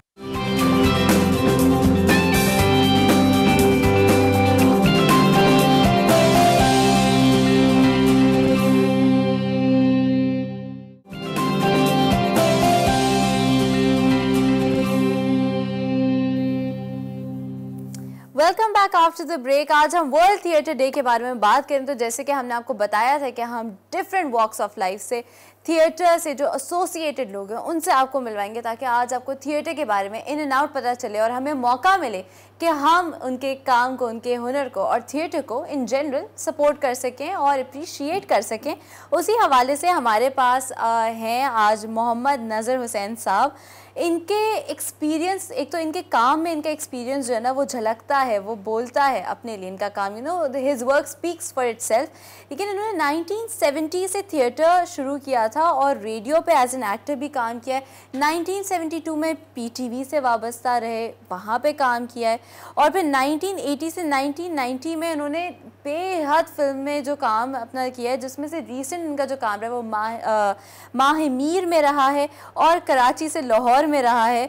और 48 इयर्स से पश्तो में, पंजाबी में, सिंधी में, गुजराती में, डिफरेंट लैंग्वेजेस में इन्होंने थिएटर किया है। बहुत सारे फेमस नाम हैं जो इनके साथ इन्होंने काम किया, इनके नाम जुड़े हुए हैं। अनवर मकसूद साहब, फातिमा सुरैया बजिया, मोइन अख्तर और इस तरह की दीगर एक लंबी लिस्ट है जो है। तो इनका एक्सपीरियंस हमारे लिए बहुत ही अहम है। आइए आज इनसे बात करते हैं। अस्सलाम वालेकुम, कैसे हैं आप? बहुत शुक्रिया आपका आने का। और आपको इन्हीं के साथ हमने सोचा एक अच्छी सी कॉन्ट्रास्ट हो जाएगी, तो इन्हीं के साथ हमें ज्वाइन किया है रीनम ने। और रीनम थिएटर रिप्रेजेंटेटर हैं, उन्होंने रशिया में पाकिस्तानी थिएटर को रिप्रेजेंट किया। अस्सलाम वालेकुम रीनम, कैसी हैं आप? Thank you so much for being here. आज जो हमने ये कॉन्ट्रास्ट रखी है ना, इससे मकसद ये है कि लोगों को पता चले पहले थिएटर कैसे होता था, थिएटर ने किस तरीके से प्रोग्रेस किया है ओवर टाइम और अभी भी क्या कमी है। और नज़र साहब, आई थिंक आपसे बेहतर तो कोई इंसान नहीं है इसके बारे में हमें बताने का, ये जो रेवोल्यूशनरी चेंज थिएटर में आया पहले और अब और आगे आने वाले दिनों में हम क्या देख रहे हैं। तो सबसे पहले आप मुझे बताएं कि ये जो शौक़ था आपके अंदर कैसे डेवलप हुआ था और उस दौर में, क्योंकि उस वक्त थिएटर और ये जो सारी चीज़ें, ये हर चीज़ अपने उरूज पे थी और ऐसा पीक था जो पीक हमने आज तक फिर कभी देखा नहीं है। ना हमने फिल्म इंडस्ट्री में देखा, ना हमने टीवी इंडस्ट्री में देखा, ना ही हमने रेडियो इंडस्ट्री में देखा है। तो क्या उस वक्त के दौर में अब के दौर में आपको क्या फ़र्क नज़र आता है? बात यह है कि उस वक्त के लोगों के फाके जो हैं आज लोगों की अय्याशी का सबब बन गए। बिल्कुल, ये बात जब हमने थिएटर शुरू किया था उस वक्त थिएटर करना गाली थी, बहुत बुरा समझा जाता था। थिएटर देखने के लिए टिकट नहीं बिकता था, हम लोगों को शाम की चाय पे बुलाते थे रिफ़्रेशमेंट के साथ, उनको रिफ़्रेशमेंट भी कराते थे, उन्हें थिएटर भी दिखाते थे, कोई पाई पैसा नहीं मिलता था। तो ये इतने मुश्किल दौर में और जहाँ पे थिएटर को अच्छा नहीं समझा जा रहा, यकीनन घर वालों से भी बहुत चीज़ें सुनने को मिलती होंगी कि आप कुछ और कर लेते, क्यों थिएटर में जा रहे हैं। इतने सारे क्रिटिसिज्म के साथ, इतने सारे स्ट्रगल के साथ आपने क्यों सोचा था कि नहीं मैंने थिएटर ही करना और आज तक उस बात पे कायम है? ये इश्क की बात है। Theatre is all about passion. Theatre आपके जब आप बॉर्न होते हैं तो कुछ क्वालिटीज़ ऐसी होती हैं जो इनबॉर्न होती हैं, तो theatre is one of the qualities which is genuinely inborn. क्योंकि नज़र से आपको भी इस बात का एक्सपीरियंस होगा कि कुछ लोग ऐसे होते हैं कि कैरेक्टर लेके पैदा होते हैं, आपको उनके ऊपर इतनी मेहनत नहीं करनी पड़ती, वो बड़े जो है ना डाइवर्सिफाइड होते हैं, 1 मिनट में अपने आप को हंसने से रोने में और रोने से हंसने में चले जाते हैं। तो एक पैशन की भी बात होती है और मुझे ऐसा लगता है जो अब तक मेरा एक्सपोजर और एक्सपीरियंस है, तो जो थिएटर है ना वो एक इनबॉर्न क्वालिटी होती है। रीदम की बात से कितना अग्री करते हैं आप? नहीं, बिल्कुल सही कह रही हैं नीलम। बात यह है कि थिएटर, मैं आज असल में मुझे थिएटर डे पे वो लोग याद आ रहे हैं जिन्होंने इस मुल्क में थिएटर की शम्मा को बुझने नहीं दिया जी। कमाल अहमद रिजवी याद आ रहे हैं, जमील बिस्मिल याद आ रहे हैं, नज़ीर ज़ैगम याद आ रहे हैं, अतर शाह खां याद आ रहे हैं, समद यार खां साहब हमारे मुल्क के एक ऐसे डायरेक्टर हैं जिन्होंने इतना डिफरेंट काम किया थिएटर में। बहादुर शाह जफ़र भी उन्होंने किया है और सास कियास भी उन्होंने किया। और आपने माशाल्लाह से जो जिन प्रोजेक्ट्स के साथ आप वाबस्ता रहे हैं उनको मैं रेवोल्यूशनरी प्रोजेक्ट्स कहूँगी, हमेशा एक चेंज, एक रेवोल्यूशन लेकर आ रहे होते हैं। तो उसके हवाले से ये बताएं कि जब यही स्ट्रगल की जैसी बात हुई तो इतने सारे मुश्किलात के साथ फिर इन रेवोल्यूशनरी प्रोजेक्ट्स और फिर इन प्रोजेक्ट्स ने जो इतना बड़ा चेंज दुनिया में, पाकिस्तान में लोगों की सोच में लेकर आए, जब वो आपको मैं कहूँगी एज अ फ्रूट आपकी मेहनतों का जो फल आपको मिला, तो तब आपको कैसा लगता था? अल्हम्दुलिल्लाह, हम बड़ी खुशी है। और ये असल में ख़त्म नहीं हुआ काम, अभी चल रहा है, चल रहा है। इस मंजिल नहीं है, इसमें इस सफ़र की मंजिल नहीं है, पड़ाव हैं। एक पड़ाव ये भी है, यानी आज खुशनसीबी ये है कि अब थिएटर सीख रहे हैं लोग, एक इदारा बन गया है। हमारे आर्ट काउंसिल में भी थिएटर सिखाया जा रहा है, एक्टिंग सिखाई जा रही है। तो हमारे ज़माने में तो ये सब कुछ था ही नहीं। हम तो एक सहरा में निकले थे जहाँ हमें ऐसे लोग मिले, समद यार खां जैसे, मास्टर सफ़ी जैसे, और उस ज़माने में मेमनी ड्रामे शहर में बहुत होते थे, तो वहीं से हमने शुरू किया। अच्छा, तो आपको क्या लगता है कि अगर उस ज़माने में भी इस तरह थिएटर की ट्रेनिंग होती और लोगों को बताया जाता, तो क्या उस वक्त लोगों की एक्सेप्टेंस, जो आप क्रिटिसिज्म के बारे में बात करें, क्या वो फ़र्क हो जाती या नहीं? नहीं, अगर होती तो बिल्कुल इस वक्त हम कहीं और होते, कुछ और होता है थिएटर का, ब्रॉडवे लेवल पर होते। उस वक्त बड़ी मार पड़ती थी, घर से भी आपको कोई हौसला अफजाई नहीं होती थी, बल्कि जिल्लत उठानी पड़ती थी। फिर आप काम करके आ रहे हैं, आपको पैसे भी नहीं मिले, मजाक भी उड़ता होगा। जी। यानी पाकिस्तान के अखबारात नहीं छापते थे थिएटर को, ये आपको पता है? पाकिस्तान के अखबारात में थिएटर का आर्टिस्ट नहीं प्रिंट होता था, थिएटर की खबर नहीं प्रिंट होती थी। फिर एक हमारे सहाफ़ी दोस्त हैं परवेज़ नज़र साहब, उन्होंने एक कॉलम शुरू किया, उसके बाद तो तमाम अखबारात में उसके बाद हुआ। जब ये हम लोग असल में जो थिएटर का रूज शुरू हुआ कराची में ख़ास तौर से, वो मोइन अख्तर साहब और उमर शरीफ साहब के दौर में शुरू। उसके बाद अब ये सारी तब्दीलियाँ आती चली गई। देखिए, दुनिया में हर मिजाज के लोग हैं, हर मिजाज के लोग, और हर मिजाज का काम होता है। कुछ थिएटर ऐसा है जो सारा अंग्रेजी में है, इंग्लिश में है और सब उससे उसके भी चाहने वाले लोग हैं। कुछ थिएटर ऐसा है जिसका इस ज़मीन से ताल्लुक़ है, यहाँ के दुख से ताल्लुक़ है, यहाँ की औरत के मसाइल से ताल्लुक़ है, यहाँ के माँ के दुख बयान किए जाते हैं, यहाँ के जो मसाइल हैं वो होते हैं। कुछ थिएटर वो है, एक थिएटर वो है जहाँ लोग इंजॉय करते हैं, हंसते हैं, बोलते हैं, जिसे अवामी थिएटर कहते हैं। लेकिन बड़ी खिदमत जो हैं इस वक्त इस मुल्क में, इस शहर में, वो उस थिएटर की है जिसे अवामी थिएटर कहते हैं, जिससे मोइन अख्तर वाबस्ता थे, उमर शरीफ वाबस्ता थे, मैं था, फुरकान साहब थे। हम लोगों ने बड़ी मेहनत की है। हमने यानी जब मैं आपसे कहा था कि उर्दू ड्रामे के टिकट नहीं बिकते थे, बिल्कुल, और हमारे टिकट ही बिकते थे। बिल्कुल। फिर उस ज़माने में रैक्स हमने थिएटर बनाया, रियू में थिएटर बना, अंबर थिएटर, इतने थिएटर बने। थिएटर की बड़ी खिदमत की। जब थिएटर बहुत पॉपुलर हुआ तो फिर लोगों ने सोचा कि नहीं, इसकी एकेडमी भी होनी चाहिए, इसके लिए कोई इदारे भी होने चाहिए। तो ये उस सिलसिले का एक पड़ाव है, लेकिन अभी काम बाकी है। अभी काम बाकी है वाकई हर चीज़ में। ये कहते हैं ना, अगर किसी चीज़ में, चाहे थिएटर हो, चाहे टीवी चैनल्स हो, चाहे ड्रामे हो, हमारी किसी भी किस्म की फिल्म इंडस्ट्री हो, कहीं पे भी प्रोग्रेस अगर रुक जाए तो इसका मतलब है कि उस इंडस्ट्री की ख़त्म, बस, और ये आगे नहीं बढ़ेगी। एक शख्स का जिक्र किए बगैर इस वक्त ये जो नया काम शुरू हुआ, इसमें अगर ना किया जाए तो बड़ी बेइंसाफ़ी है जी। आर्ट काउंसिल का जिक्र बहुत ज़रूरी है। आर्ट काउंसिल में दोनों थिएटर को प्रमोट किया जा रहा है, बिल्कुल, अवामी थिएटर को भी और संजीदा थिएटर को भी, और ये सारा क्रेडिट जाता है हमारे सदर अहमद शाह साहब को। बिल्कुल बिल्कुल। आप यकीन करें, जब हमने थिएटर शुरू किया था, ये जिसमें आप इस वक्त यासिर हुसैन का ड्रामा या अनवर साहब, इस थिएटर में कोई करने नहीं आता था काम जी। इसके लिए बेतहाशा मेहनत की है अहमद शाह साहब ने, ग्रुप जमा किए, बड़ी सहूलतें दी हैं। एक दिन में नहीं बना है, बड़ी सहूलतें दी आर्ट काउंसिल की तरफ से। अपनी जिम्मेदारी पे शाह साहब ने इस थिएटर को प्रमोट किया। आज अल्हम्दुलिल्लाह ये है कि उसी थिएटर की डेटें नहीं मिलती, मैं उस थिएटर का इंचार्ज भी हूँ, मैं उस थिएटर का इंचार्ज भी हूँ। जबरदस्त। आज उसकी डेटें नहीं है अगले साल तक, और थिएटर हो रहा है। ये मेहनत होती है, ये मेहनत है जो इंसान को, और ये लगन और ये पैशन है जो कि इंसान को एक जगह, यहीं पे नज़र साहब जो अपना सिनेरियो बताते हैं कि लोग देखने नहीं आना चाहते थे, बुरा भला कह रहे होते थे कि क्या काम करने जा रहे हो, पैसे नहीं मिलते थे, और फिर आज आप उसका फल देखें और उसका चेंज देखें तो बिल्कुल सिचुएशन रिवर्स है। इसी बात पर लेते हैं कॉल, देखते हैं हमें किसने ज्वाइन किया। अस्सलाम वालेकुम। हेलो, अस्सलाम वालेकुम। वालेकुम अस्सलाम। कौन बात कर रहा है, कहाँ से? जी, कराची से अब्दुल्ला बात कर रहा हूँ मैं। जी अब्दुल्ला साहब, क्या कहना चाहेंगे?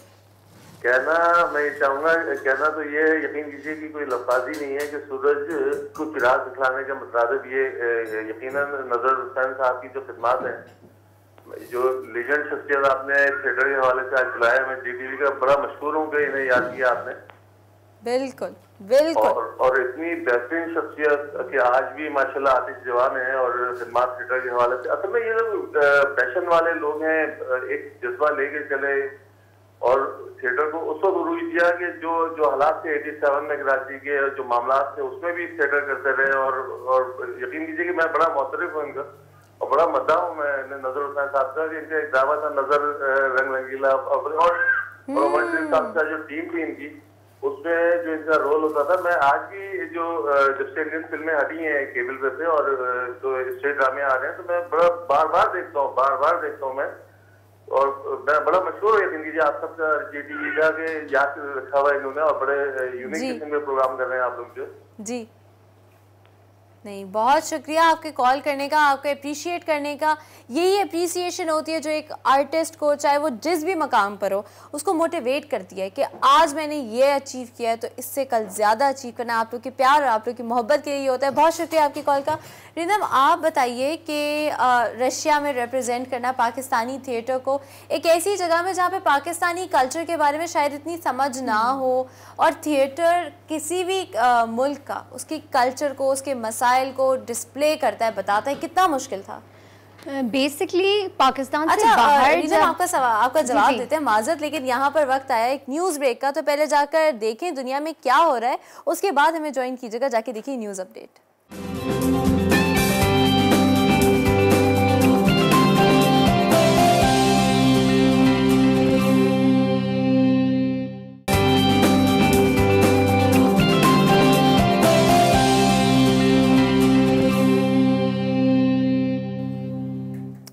Welcome back. और ब्रेक पे जाने से पहले रीनम से जो मेरा सवाल था कि रशिया में अपना कल्चर लेके जाना, अपने कल्चर को रिप्रेजेंट करना कैसा लगा था आपको, कैसा एक्सपीरियंस रहा है और कितना मुश्किल था? अच्छा, मुश्किल तो नहीं था क्योंकि आपको जैसे पता है, मैंने बताया कि ये पैशन होता है और इनबॉर्न आपके अंदर ये होता है कि भाई मुझे थिएटर करना है और मुझे एक्सप्रेशंस लाने हैं, और एक we always enjoy theatre, right sir? तो हमें कभी ऐसा नहीं लगता कि ये मुश्किल है। हम चाहते हैं कि हम अपना फुलेस्ट दे के पब्लिक को अपने साथ इंगेज करें, और सबसे अच्छा तरीका होता है किसी को अपने साथ इंगेज करने का या अपने कल्चर का गुड इम्पैक्ट डालने के लिए, एक तो किसी के मुँह पर स्माइल लाना। That's very very general and that's very generic कि आपसे वो बंदा फील कनेक्टेड फील करना शुरू कर देता है। तो जो हमने थिएटर किया था वो पाकिस्तानी कल्चर पे था, बिकॉज हमारे ड्रेसेस और कुछ जो फूड वगैरह वो हम प्रिपेयर कर रहे थे, इस तरह का थिएटर था। लेकिन हमारा जो बेसिक उस टाइम कॉन्सेप्ट था वो ये कि all of these nations, all of these humans are connected. क्यों? क्योंकि भाई उनके भी कल्चर में वही प्रॉब्लम्स होती हैं कि मॉम्स जो हैं वो सुबह सुबह डांट रही हैं और बच्चे जो हैं वो स्कूल जाने के लिए बहाने कर रहे हैं, और जो बेसिक बिल्कुल लाइफ के होते हैं प्रॉब्लम्स, तो वही उसी पे थिएटर था। अच्छा, वहाँ पे बिकॉज जो थिएटर शुरू हुआ है वो ग्रीस, एथेंस से शुरू हुआ है, जो बिल्कुल फर्स्ट ओरिजिन है थिएटर का। तो वहाँ पे मुझे ऐसा लगा जब मेरा एक्सपोजर रहा कि पाकिस्तान से ज़्यादा एक तो रिस्पेक्ट भी उन्होंने ज़्यादा दी थिएटर को, और क्योंकि उनका ओरिजिन है तो वो अभी भी थिएटर को हमसे ज़्यादा वैल्यू करते हैं। वहाँ पे आपको जैसे कि सॉरी टू से, लेकिन पाकिस्तान में आपको ले के देना पड़ता है, लो थिएटर ले लो, तो वहाँ पर लोग खुद आते हैं कि रिस्पेक्ट करते हैं। एग्जैक्टली, हमें वर्सेटैलिटी चाहिए, हमें काम चाहिए। एग्जैक्टली, और वहाँ पे आप देखें तो वो इतने फ्लोर वाइज थिएटर ऐसे बड़े बड़े बने हुए होते हैं, और आपको जब पता चलता है कि भाई ये फ्री थिएटर नहीं है तो यू फील वेरी प्राउड कि दिस ह्यूज थिएटर। और ये लोग लेकर आए, लेकिन ये कॉन्सेप्ट जो है ना रीना, मुझे लगता है यहाँ पे भी अब चेंज हो रही हैं चीज़ें, और लोग अब मांगते हैं। हमारे यहाँ मसला सोसाइटी में ये शायद बहुत लोग रियलाइज़ नहीं करते, लेकिन बहुत मसाइल हैं। लोग इतनी मुश्किलात से, ऐसी ज़िंदगियों से अपनी गुजर रहे हैं, और लोग अब जो है ना कहते कि अगर ज़रा सा इनको टाइम मिल जाए कि अपनी मुश्किलात को साइड पर रख कर किसी और के खुशी, किसी और की गम, चाहे वो झूठी मूठी क्रिएटेड गम, क्रिएटेड खुशी वो देख सके, अपने मसाइल से दूर हैं, तो वो चाहते हैं। इसीलिए तो हमारे, जिस तरह अगर मैं भी शो कर रही हूँ और कोई देख रहा हो, उसको 2 घंटे उसको कुछ अच्छा लग जाए, तो वो चाह रहा होता है यार कि बस मुझे किसी न किसी किस्म की एंटरटेनमेंट मिले। तो मुझे लगता है इसी वजह से ना अब थिएटर को लोग, एक तो अवेयरनेस बढ़ी है, लोगों के अंदर शऊर बढ़ा है, इसी के हवाले से मुझे लगता है कि ये चेंज आ रहा है। ये आगे आप भी आ रहा है, और क्या फ्यूचर आपको नजर आ रहा है अपने लिए भी और Pakistani theatre, Pakistani performing arts के लिए भी? अच्छा, आपकी बात से कंटिन्यू करते हुए कि हम क्या फील करते हैं, तो काफ़ी दफ़ा ऐसा होता है जब हमारा भी मूड अच्छा नहीं होता, हमारी भी जो है कभी कभी ऐसा होता है तबीयत ख़राब होती है या हमारे कोई पर्सनल प्रॉब्लम्स चल रहे होते हैं, लेकिन एक्टर के अंदर, और स्पेशली जब हम बात करते हैं थिएटर की, क्योंकि देखिए हम रीटेक्स नहीं ले सकते थिएटर में, हम जो भी परफॉर्म कर रहे हैं वो लाइव कर रहे हैं अपनी फुल एनर्जी के साथ, क्योंकि अगर हमारे अंदर एनर्जी नहीं होगी तो पब्लिक एंगेज नहीं होगी। अपने अंदर कैसे वो रोज़ एनर्जी लाती हो, रोज़ मोटिवेशन लाती हो कि अपना बेस्ट रोज़ देना है? वो एनर्जी जब आप स्टेज पे पाँव रखते हैं ना, तो वो खुद ही आपके अंदर स्पार्क करती है। जब आप स्टेज पे आते हैं and everybody is looking at you and you feel like ये I am here to make this people happy, मुझे जो है इन लोगों को खुश करना है या कुछ प्रोडक्टिव करना है। और सबसे इम्पॉर्टेंट जो थिएटर की बात है, थिएटर के हवाले से मैं ये कहना चाहूँगी कि ये जो फिल्म्स होती हैं, ड्रामाज होते हैं या थिएटर होते हैं, लोग इनको समझते हैं आजकल के दौर में this is for entertainment, this is for entertainment, लेकिन जो असल मकसद होता है वो है कम्युनिकेशन। कम्युनिकेशन 2 तरह की होती है, एक 2 वे कम्युनिकेशन जिसे हम कॉन्वर्सेशन कहते हैं, मुकालमा, एग्जैक्टली जो इस वक्त हम कर रहे हैं वो मुकालमा है। लेकिन जो फिल्म है या ड्रामा है या थिएटर है, इसका मकसद होता है 1 वे कम्युनिकेशन, कोई ऐसा प्रोडक्टिव मैसेज डिलीवर करना जो इंसान को मुतासिर भी करे, एग्जैक्टली, और उनकी ज़िंदगी भी छू जाए। तो आप ये देखें आजकल ड्रामाज के अंदर बहुत दफ़ा ऐसा होता है कि आपको कोई मैसेज नहीं मिल रहा होता, you know, just the family problems and they are extending. और फिल्म्स भी ऐसी होती हैं जो एंटरटेनमेंट बेस होती हैं, विदाउट मैसेज एंड हो जाती हैं, लेकिन थिएटर आप कभी भी ऐसा नहीं देखेंगी जो विदाउट एनी मैसेज ख़त्म हो जाए। चाहे वो उमर शरीफ साहब का कॉमेडी थिएटर आप ले लें, अवामी थिएटर ले लें, वो कितना भी कॉमेडी हो, उसमें कितने भी जोक्स हों, वो एंड ऐसे एक मैसेज पे होता है जो सबकी लाइफ को इन्फ्लुएंस करे। तो थिएटर की ये सबसे खूबसूरत बात मुझे लगती है। बाकी future of theatre in Pakistan and outside Pakistan, तो पाकिस्तान को जो 2000 के बाद से ज़्यादा एक्सपोजर मिला वो इस वजह से भी मिला कि हमारे पास इंटरनेशनल ग्रेजुएट्स ने पाकिस्तान से जब वो जब बाहर से पढ़ के वापस पाकिस्तान आए तो उन्होंने बड़ी एक जो है बिल्कुल एक नया फोल्ड दिया थिएटर इंडस्ट्री को। जैसे कि हमारे पास सनम सईद जो हैं वो इंटरनेशनली ब्लैक फिश के नाम से उनका थिएटर था जो अवार्ड्स के लिए भी नॉमिनेट हुआ था। तो ऐसे लोग जो बाहर से पढ़कर वापस पाकिस्तान आए ये भी एक बहुत बड़ी बात होती है क्योंकि मोस्टली लोग वहीं रह जाते हैं, वहीं पे अपना काम कंटिन्यू करते हैं। तो इंटरनेशनल जब ग्रेजुएट्स बाहर से पढ़कर आए थिएटर को लोग एग्जैक्टली तो उन्होंने बहुत एक नया फोल्ड दिया, जिससे क्या हुआ कि हमारे पास अब आप देखें इतने सारे मीडिया ग्रेड्स निकलते हैं, नैपा एक बाकायदा इंस्टीट्यूट है और थिएटर को जो है वो बहुत ज़्यादा आर्ट्स काउंसिल में भी दिया जा रहा है, थिएटर्स को बहुत प्रायोरिटी मिली है। लेकिन स्टिल टिल डेट अब जो थिएटर है उसे वो वाली रिस्पेक्ट नहीं मिलती जो आउटसाइड पाकिस्तान मिल रही होती है।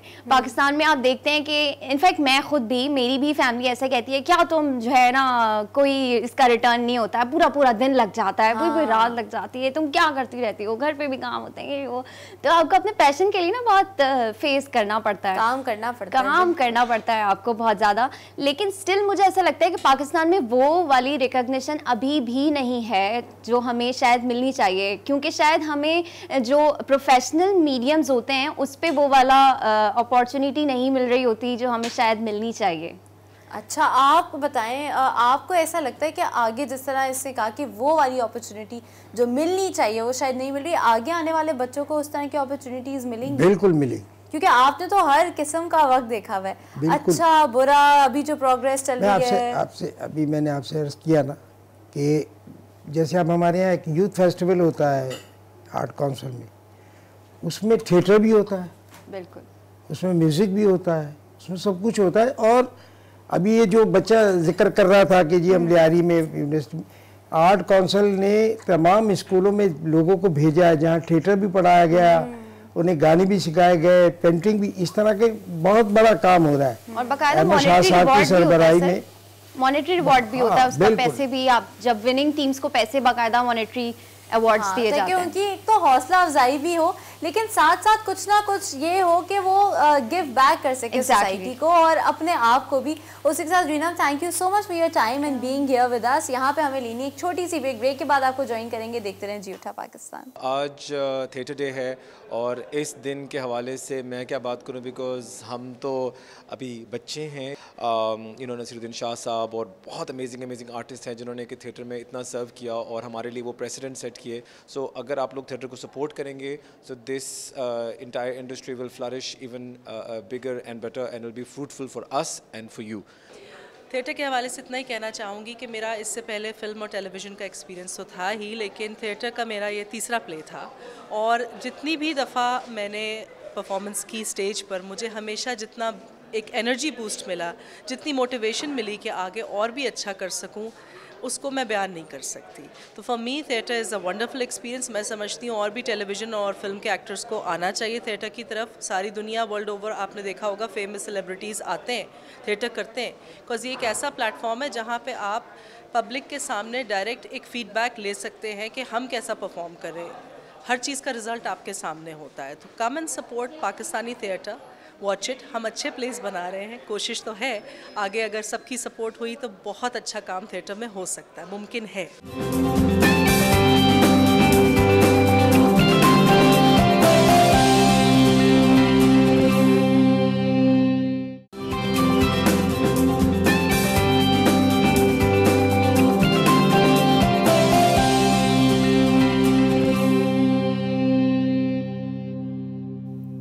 Welcome back after the break. आप लोग देख रहे हैं जी उठा पाकिस्तान और इस वक्त हमारे साथ सेट पर, अगर मैं इनको कहूँ किंग ऑफ थिएटर तो गलत नहीं होगा, हमारे साथ हैं मोहम्मद अहमद शाह साहब जो कि सदर हैं कराची आर्ट्स काउंसिल के। अस्सलाम वालेकुम, कैसे हैं आप? Thank you so much for being here. और नज़र साहब, आपने भी हमें साथ साथ ज्वाइन किया हुआ तो बहुत शुक्रिया। आप लोगों से डिस्कशन चलेगी। एक जी बात कहना चाहें, किंग ऑफ थिएटर नहीं, किंग ऑफ सकाफत, कल्चर। हर डिपार्टमेंट में इतनी मेहनत है अहमद शाह साहब की कि मैं आपको बता नहीं सकता। बिल्कुल, और आज हम इसी जर्नी के बारे में और इसी मेहनत के बारे में डिस्कस करेंगे क्योंकि शाह साहब आपको पता है कि जब हम टीवी के बारे में बात करें, चैनल्स के बारे में बात करें, तो लोग एक ग्लैमर है और लोग उससे कहते हैं हाँ नहीं ये एक्सपोजर भी देती है, पैसे भी देती है। थिएटर में और परफॉर्मिंग आर्ट्स में ये देखा नहीं जाता। तो आप मुझे बताएं कि सबसे पहले तो आपने जो इतनी बड़ी फाउंडेशन ले की, इस तरफ आना कैसे हुआ और क्यों आपने सोचा यहाँ जाना चाहिए मुझे? असल में थिएटर जो है ना वो आमतौर पे दुनिया में अशराफिया का मीडियम है।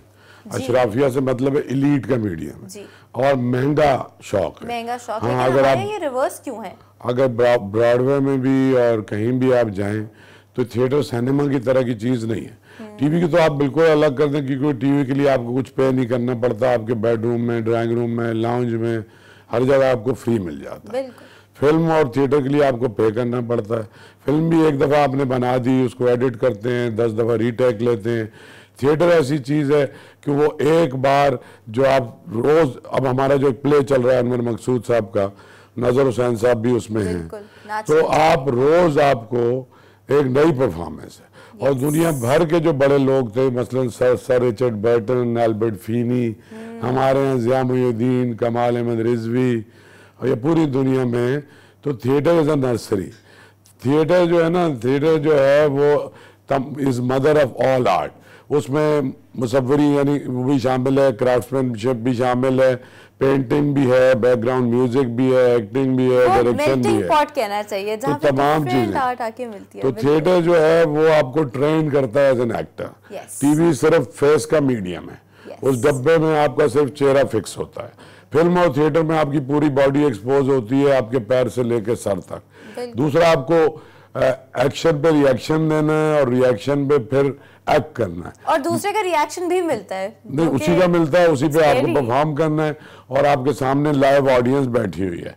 तो हमारे यहाँ थिएटर एक ज़माने में बहुत उम्दा था। ख्वाजा मोइनुद्दीन कराची में एक बहुत बड़ा नाम, कमाल अहमद रिजवी साहब, उससे पहले हिंदुस्तान पाकिस्तान में आगा अशर काश्मीरी, रफ़ी पीर, इम्तियाज़ अली ताज, बहुत बड़े बड़े लोग थिएटर में रहे हैं। थिएटर के राइटर, थिएटर के डायरेक्टर बाहर से पढ़ के भी आए हुए थे, उनमें से फिर ज़िया मुहिउद्दीन भी शामिल हैं।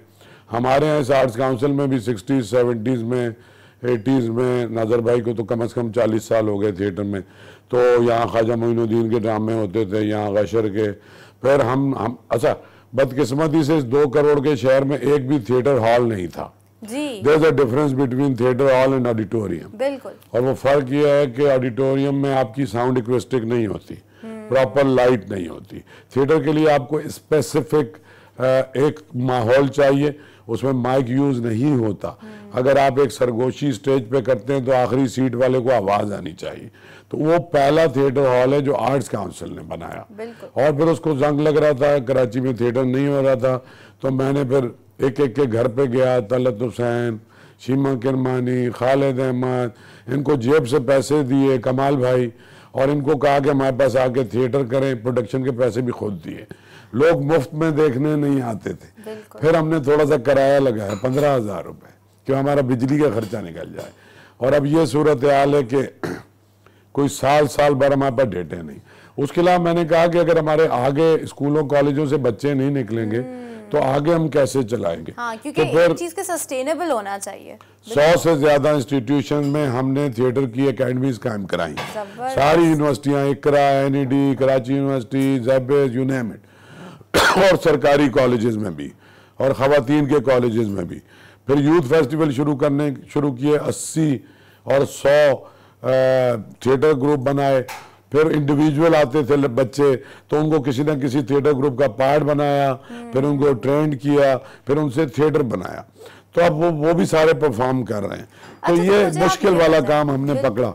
बिल्कुल नहीं, और आपने जो काम किया है माशाल्लाह से, it's so commendable. And I think कि सिर्फ हम लोग ही क्या, आई थिंक पूरी नेशन जो है इस काम पे आपके डेट में रहेगी, क्योंकि ये रिवाइवल लाना एक ऐसी चीज़ का जिस पे पहले बहुत ज़्यादा कहना चाहिए कि टबूड एक सिचुएशन जिसकी बन गई थी, वो आसान नहीं है। लेकिन इस रिवाइवल के लिए सोच बहुत इम्पोर्टेंट होती है और आपका विजन बहुत इम्पोर्टेंट होता है। ये विजन कैसे बना? जी, इसमें क्लास नहीं थी, इसमें ऑनगी टाउन के बच्चे भी थे, लियारी के बच्चे भी थे, गडाब के भी थे, गडाब के भी थे, हर जगह के, और उनको प्रॉपरली उसी तरह ट्रेन किया गया जैसे और बच्चों के साथ था। और फ्री कोई चार्ज नहीं बिल्कुल। अच्छा सोच की जहाँ तक बात है, सोच सिर्फ थिएटर, कैसे बना? सोच सिर्फ थिएटर के लिए नहीं है, असल में मैं 360 डायमेंशन में चीज़ों को देखता हूँ। जो अल्टीमेट टारगेट था वो था कि promotion of art and culture, revival of our heritage and culture. तो उसमें क्लासिकल मौसीकी को भी इसी तरह रिवाइव किया है। और मैं बानी हूँ, दुनिया की पहली आलमी उर्दू कॉन्फ्रेंस मैंने की है और अब 12 कर चुका हूँ, इससे पहले दुनिया में नहीं होती। तो ज़बान की तरवीज और शायरी की तरवीज, लिंग्विस्टिक की तरवीज, म्यूज़िक की, डांस एकेडमी कायम की है। पहला डांस फेस्टिवल पाकिस्तान में 70 बरस में हमने किया है, जिसमें पूरे पाकिस्तान से पाकिस्तानी डांसेस, गिलगित बिल्तिस्तान से लेकर पंजाब, बलोचिस्तान, सिंध और तमाम, और फिर उसके साथ कथक भी, भारतीय नाट्यम भी, सब मिला के। तो रक्स, मौसीकी, मुसव्वरी, थिएटर, ये सारे का सारा मिला के जो है ना आपकी सकाफत बनती है। तो वो मैं उसको अलग अलग नहीं देखता, लेकिन चूंकि थिएटर एक कमज़ोर बच्चा था और थिएटर महंगी चीज़ है, जैसे मैंने कहा, क्योंकि गाना तो आपको एक माइक चाहिए। तो बच्चे आते थे, 50-50 हज़ार लड़के लड़कियों ने मेरे यूथ फेस्टिवल में परफॉर्म किया, उसका मैं बानी हूँ। उसके 4 साल बाद फिर पंजाब में शुरू हुआ है। तो वो सोच ओवरऑल थी, क्योंकि बचपन से I was connected with the elders. Rais Amrohi साहब के घर जाता था, जॉन एलिया के साथ बैठता था, उबैदुल्लाह अलीम, जमाल एहसानी, शौकत सिद्दीकी, ये सब मेरे दोस्त थे जब मैं नौजवान था। तो फिर यहाँ जितने बड़े राइटर थे, मुश्ताक अहमद यूसुफी, डॉक्टर असलम फरूखी, जमील जालवी, फरमान फतेहपुरी, तो मुझे उनकी कंपनी, उनकी सोबतें अच्छी लगती थी। बचपन से किताबें पढ़ता था और कुड़ता था कि ये इतना अजीम शान शहर है कि पूरा हिंदुस्तान उजड़ा तो ये शहर आबाद हुआ।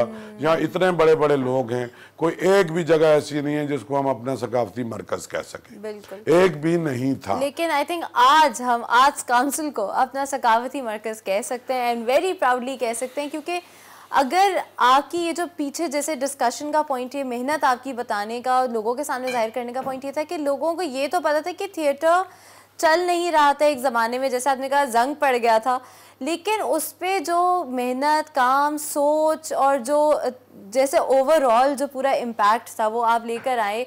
और आज हम फिर देखते हैं कि लोग उसी जगह पर जाके टिकट खरीद के शो देखते हैं, फिर उसकी तारीफ भी करते हैं। टिकट भी नहीं मिलता, आगे आप टिकट भी नहीं मिलता, बिल्कुल। आगे आप दोनों की नज़र में हम पाकिस्तानी थिएटर को कहाँ देखेंगे, क्योंकि अब काफ़ी चीज़ें चेंज हो गई हैं, लोग पढ़े लिखे लोग, सीख कर लोग, अपनी एक्सपर्टीज़ बनाकर लोग आ रहे हैं, तो आगे के क्या? पहले मैं कुछ अर्ज करूँ, पहली बात तो मैं ये आपको बताऊँ कि ये थिएटर तो चल पड़ा है और चलता रहेगा, लेकिन इसको मुसलसल करना पड़ेगा। कोई भी काम आप करते हैं तो उसका स्नोबॉल इफेक्ट होता है। पहली बात यह कि आप अकेले नहीं होते, यू स्टार्ट अलोन, बट हजरत अली का भी कौल है कि, और फिर बाद में पाब्लो कोएल्हो ने कहा कि जब कोई नेक नियति से, डेडिकेशन और पैशन के साथ और पूरी ईमानदारी के साथ कोई काम आप शुरू करते हैं तो फितरत की तमाम कुव्वतें आपके हम रकाब होती हैं और आपको सपोर्ट करती हैं।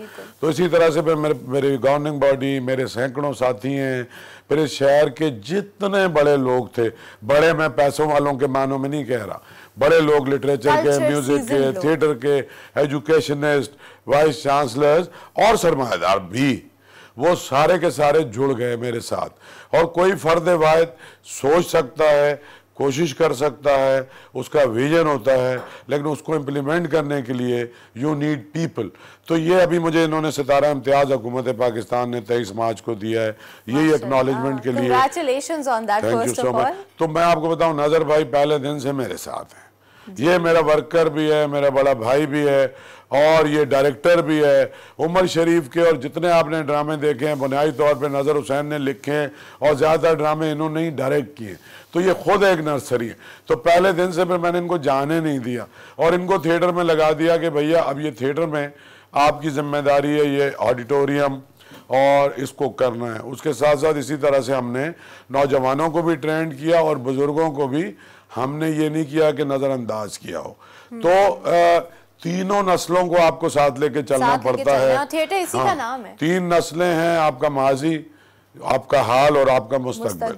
और आपका माजी नहीं है वो बहुत ब्राइट है, वो सारे का सारा हमारा सकाफती वर्षा है, हज़ारों साल का, और उसको मौजूदगी में क्या करना है, सस्टेन करना है और ट्रांसफ़र करना है अपनी नई जनरेशन को। तो आई एम वेरी होपफुल। हमारे पास पहली एक और चीज़ हमने की है, हमने फिर एक तो कराची थिएटर फेस्टिवल हमने शुरू किया, सिंध थिएटर फेस्टिवल शुरू किया, हम सिंधी थिएटर को भी अपग्रेड कर रहे हैं। हमने 10 सिंधी ड्रामे, 10 उर्दू फिर हमने एक अवामी थिएटर फेस्टिवल किया जिसमें पाकिस्तान की तमाम ज़बानें, बरावी, मेमनी, बलोची, पंजाबी, सराइकी, सिंधी, उर्दू, पश्तो, तमाम ज़बानों में, क्योंकि ये कराची कोई अलग से एक मुल्क नहीं है, कॉस्मोपॉलिटन, लेकिन नहीं कॉस्मो ठीक है, बट कराची सिंध का हिस्सा है और ये सिंध पाकिस्तान का हिस्सा है। तो ये जो कराची है ये पूरे पाकिस्तान की नुमाइंदगी करता है, उसका दिल है, और इसमें तमाम ज़बानों की नुमाइंदगी होनी चाहिए और पाकिस्तान में रहने वाले तमाम लोगों के कल्चर की नुमाइंदगी होनी चाहिए। और पाकिस्तानी कल्चर क्या है, पाकिस्तानी ड्रामा क्या है, वो इन तमाम ज़बानों का और सकाफ़तों का मिल के जब एक गुलदस्ता बनता है ना, तो वो, और ये गुलदस्ता है ना, एक एक फूल को अलग रखो तो इतने खूबसूरत नहीं लगेंगे, लेकिन जब उसमें लाल, गुलाबी, नीले, पीले सब मिलाओगे तो और खूबसूरत हो जाएंगे। हमारी सबसे बड़ी कंट्रीब्यूशन ये है कि हमने इस शहर से नफरतों को ख़त्म किया है कि जी सिंधी उर्दू से नफरत और इससे नफरत उससे, अब सारे एक जगह बैठते हैं, एक साथ काम करते हैं। हमारा अल्टीमेट गोल ये था कि एक सिविलाइज्ड और एक प्लूरल सोसाइटी का क़याम अमल में लाना है, और वो बगैर सकाफत के नहीं हो सकता। बिल्कुल, and I think kudos for that कि आपने माशाल्लाह से इतना जो नियरली इम्पॉसिबल एक ज़माने में काम कहा जाता था उसको अंजाम दिया है। नज़ीर साहब, आप ये बताइए कि क्योंकि आप इतने 1970 से थिएटर से एसोसिएटेड एंड राइट नाउ जो सेंसेशनलाइज हमारा प्ले है जिसको सब देखना चाह रहे हैं, जानना चाह रहे हैं, वो भी कर रहे हैं, तो आपको वर्क एक्सपीरियंस में क्या डिफरेंस नज़र आता है? देखिए, मेरे ख्याल में जो मेरा तजर्बा मैंने सीखा है, आर्ट और फ़न की कोई शक्ल नहीं है, ये अपने दौर का नुमाइंदा होता है। जो उस दौर की फीलिंग्स होती हैं, जो उस दौर की पसंद होती है, जैसे उस दौर के फैशन होते हैं, वही थिएटर में दिखाया जाता है। अगर आज आप सन 40 के कपड़े पहना के और आज का ड्रामा करेंगे तो नहीं होगा ना। आज के दौर में अपने दौर का अपने दौर का नुमाइंदा होता है, और ये जिस तरह वक्त बढ़ता जाएगा इसमें भी उससे इस तरह तब्दीलियाँ आती चली जाएंगी। अच्छा, आपने शो के शुरू में जैसे मुझसे कहा था कि कुछ ऐसे नाम हैं जो जिन्होंने थिएटर में बहुत सब कुछ किया है, लेकिन वो हिस्टोरिकली शायद उस तरह याद नहीं किए जाते, या उनके काम को हम अप्रिशिएट तो करते हैं लेकिन लाइमलाइट में इतना ज़्यादा नहीं आते। वो कौन से नाम हैं जिनकी आप बात कर रहे थे? दो नाम तो बहुत ही अहम है जी। एक मास्टर मोहम्मद शफी साहब जी, कि जिस ज़माने में कोई ट्रेनिंग सेंटर नहीं था वो उन्होंने खोला हुआ था, वहीं से मैंने सीखा। और एक है समद यार खान साहब। समद यार खान साहब जी, मैं समझता हूँ इतने बड़े डायरेक्टर थे थिएटर के उन्होंने एक थिएटर मुख्तलिफ मौज़ूआत पे किया। बहादुर शाह जफ़र भी किया, टीपू सुल्तान भी किया, सास की आज भी किया, मुमानी जान, हर तरह के मौजू पे उन्होंने किया। और इतने बड़े राइटर और डायरेक्टर थे कि मैं आपको बता नहीं सकता, हम सब उनसे सीखते थे। तो ये दो नाम ऐसे हैं कि जिनको लोग अक्सर नज़रअंदाज करते हैं। दूसरी बात ये कि हमें अपने बुज़ुर्गों को याद रखना चाहिए। देखिए, मैंने जमील बिस्मिल साहब का भी नाम लिया, नज़ीर ज़ैगम साहब का भी नाम लिया, आतर शाह खान साहब का भी बड़ी खिदमत है थिएटर के लिए टेलीविज़न के अलावा, उनका भी नाम लिया। और ये सिर्फ मैं ही नहीं जिक्र कर रहा, इसके ऊपर आर्ट काउंसिल में भी काम होता है। शाह साहब अक्सर इनके साथ महफिलें भी रखते हैं, इन्हें बुलाते भी हैं, इनसे हमारी मुशावरत भी रहती है। तो थिएटर अपने दौर का नुमाइंदा है। जो आपके सवाल का जवाब तो ये है कि नुमाइंदा है, जो उस दौर में होगा वही थिएटर में होगा। बिल्कुल बिल्कुल। और जो जिस तरीके का दौर है, जिस तरीके की चीज़ें चल रही हैं, वही थिएटर में रिफ्लेक्ट होती हैं, और वही चीज़ें रिफ्लेक्ट होनी चाहिए, क्योंकि उसी से तो ऑडियंस की रिलेटेबिलिटी बनती है। और फिर जब ऑडियंस रिलेट करे और फिर वो कनेक्शन बन जाए, तो उसी में थिएटर का मज़ा है। यहाँ पर ज़रा एक ब्रेक लेके चलते हैं अपनी किचन की तरफ और देखते हैं कि शाकरा ने जो चीज़ें प्रिपेयर की हैं उसके बारे में और क्रेप्स के बारे में बताते हैं। जी शाकरा। अच्छा युसरा, हमारी यहाँ पे जो है दोनों चीज़ें तैयार हो चुकी हैं। आपने सिर्फ जो पैन केक की जो आपने रोटी बनानी है उसी के बीच में फिल करना है और उसको ओवरलैप करके जस्ट आपने पैन पे रख के उसको जस्ट जो है करना है, ताकि जो है जो चीज़ है अंदर वो मेल्ट हो जाए। और आपने डिश आउट कर देना है। बाकी हमारी दोनों चीज़ों की रेसिपी बता चुके हैं। और शाही जो गाजर का हलवा है उसमें खोपरा जाएगा 1/2 कप फ्रेश। अच्छा, बड़ा ही ज़बरदस्त किस्म का आपके जो क्रेप्स हैं उनकी शक्ल आई है, I can not wait to try them. Thank you so much कि आपने बहुत ज़बरदस्त किस्म के क्रेप्स हमारे लिए तैयार किए। अच्छा, यहाँ पे आगे शाह साहब, how do you see Pakistani theatres future? और जो अब हमारी जिस तरह की नौजवान कौम है जो कि हर चीज़ पे ये होता है ना कि हर चीज़ पे हमने प्रोफेशनलिज्म का ठप्पा लगा दिया कि हम तो डिग्री कर कर आए हैं और हमारी स्पेशलाइजेशन ये है, उससे क्या लोग ज़्यादा वर्सेटाइल बन गए या ज़्यादा रिडक्शनिस्ट बन गए? नौजवान जो हैं वो सीखना चाहते हैं। हमारे पास डॉक्टर लड़कियां बहुत सारी वॉलंटियर करती हैं, थिएटर में एक्टिंग करने आती हैं। मेरे पास डिप्टी कलेक्टर्स हैं कस्टम के जो शाम में आके गिटार सीखते हैं, वायलिन सीखते हैं। पुलिस वाले हैं, CPLC का चेयरमैन है, वो गाना सीखता है बच्चों के साथ। ये टैबूज हमने ब्रेक कर दी। बिल्कुल हमने कहा अगर तुम कुछ सीखना चाहते हो, पायलट है मेरे पास एयरलाइन के। हाँ, जो गाना सीखने आते हैं उन्हीं टूटी हुई चप्पल के बच्चों के साथ। देखिए हम ये क्लास सोसाइटी पे बिलीव नहीं करते। तो चाहे 500 मर्सिडीज में आए कोई या गधा गाड़ी चलाने का बच्चा हो, हमारे पास वेल्डर्स की बच्चियां हैं, टॉप थिएटर एक्टर्स हैं, हमारे पास मजदूरों की शरबत बेचने वालों के बच्चे, तो सबको रिस्पेक्ट इक्वली मिलती है उस बाउंड्री वॉल के अंदर। और आपको इंस्टीट्यूशलाइज करना पड़ेगा। वो हमने जैसे कोशिश शुरू की है, मैंने हुकूमत सिंध से भी बात की है, मैंने कल्चर के मिनिस्टर जो है बहुत मेरे दोस्त हैं और बहुत अच्छे इंसान हैं, उनको मैंने कहा है कि अब सारी दुनिया में जो है ना ये फाइन आर्ट और परफॉर्मिंग आर्ट जो है वो एक्स्ट्रा करिकुलर एक्टिविटी नहीं है, इट्स अ करिकुलर एक्टिविटी। तो इसके सब्जेक्ट के तौर पे वहाँ फाइन आर्ट पढ़ाया जाए, मौसीकी पढ़ाई जाए, मुसव्वरी पढ़ाई जाए और थिएटर पढ़ाया जाए। और अभी एक अच्छी बात क्या हुई है, IBA के अंदर पूरा ह्यूमैनिटीज़ का सोशल साइंसेज की फैकल्टी बन गई है, लम्स के अंदर बन गई है, हबीब यूनिवर्सिटी में, ज़ेबिस में, इकरा में, जहाँ पे ये सारी चीज़ें पढ़ाई जा रही है, और कराची यूनिवर्सिटी में। तो फिर तो ऑटोमेटिकली चीज़ें जो हैं, मुझे तो बहुत फ्यूचर अच्छा लगता है। और चूँकि हमारा मुल्क जो है वो दुनिया में सबसे ज़्यादा तनासुब के हिसाब से नौजवान मुल्क है, यानी नौजवानों की तादाद हमारे मुल्क में बहुत ज़्यादा है, और नौजवान बाहर से भी पढ़ रहे हैं, यहाँ भी पढ़ रहे हैं, अपना उस पर भी करते हैं, बिल्कुल रॉ भी आते हैं। तो उनकी हम सिर्फ फाइन ट्यून और ट्रेनिंग करते हैं, उनके अंदर टैलेंट मौजूद होता है, लेकिन टैलेंट पॉलिश करने की ज़रूरत होती है। तो वो हम कर रहे हैं, और हम फ्री पढ़ाते हैं सबको, कोई पैसे नहीं लेते हम।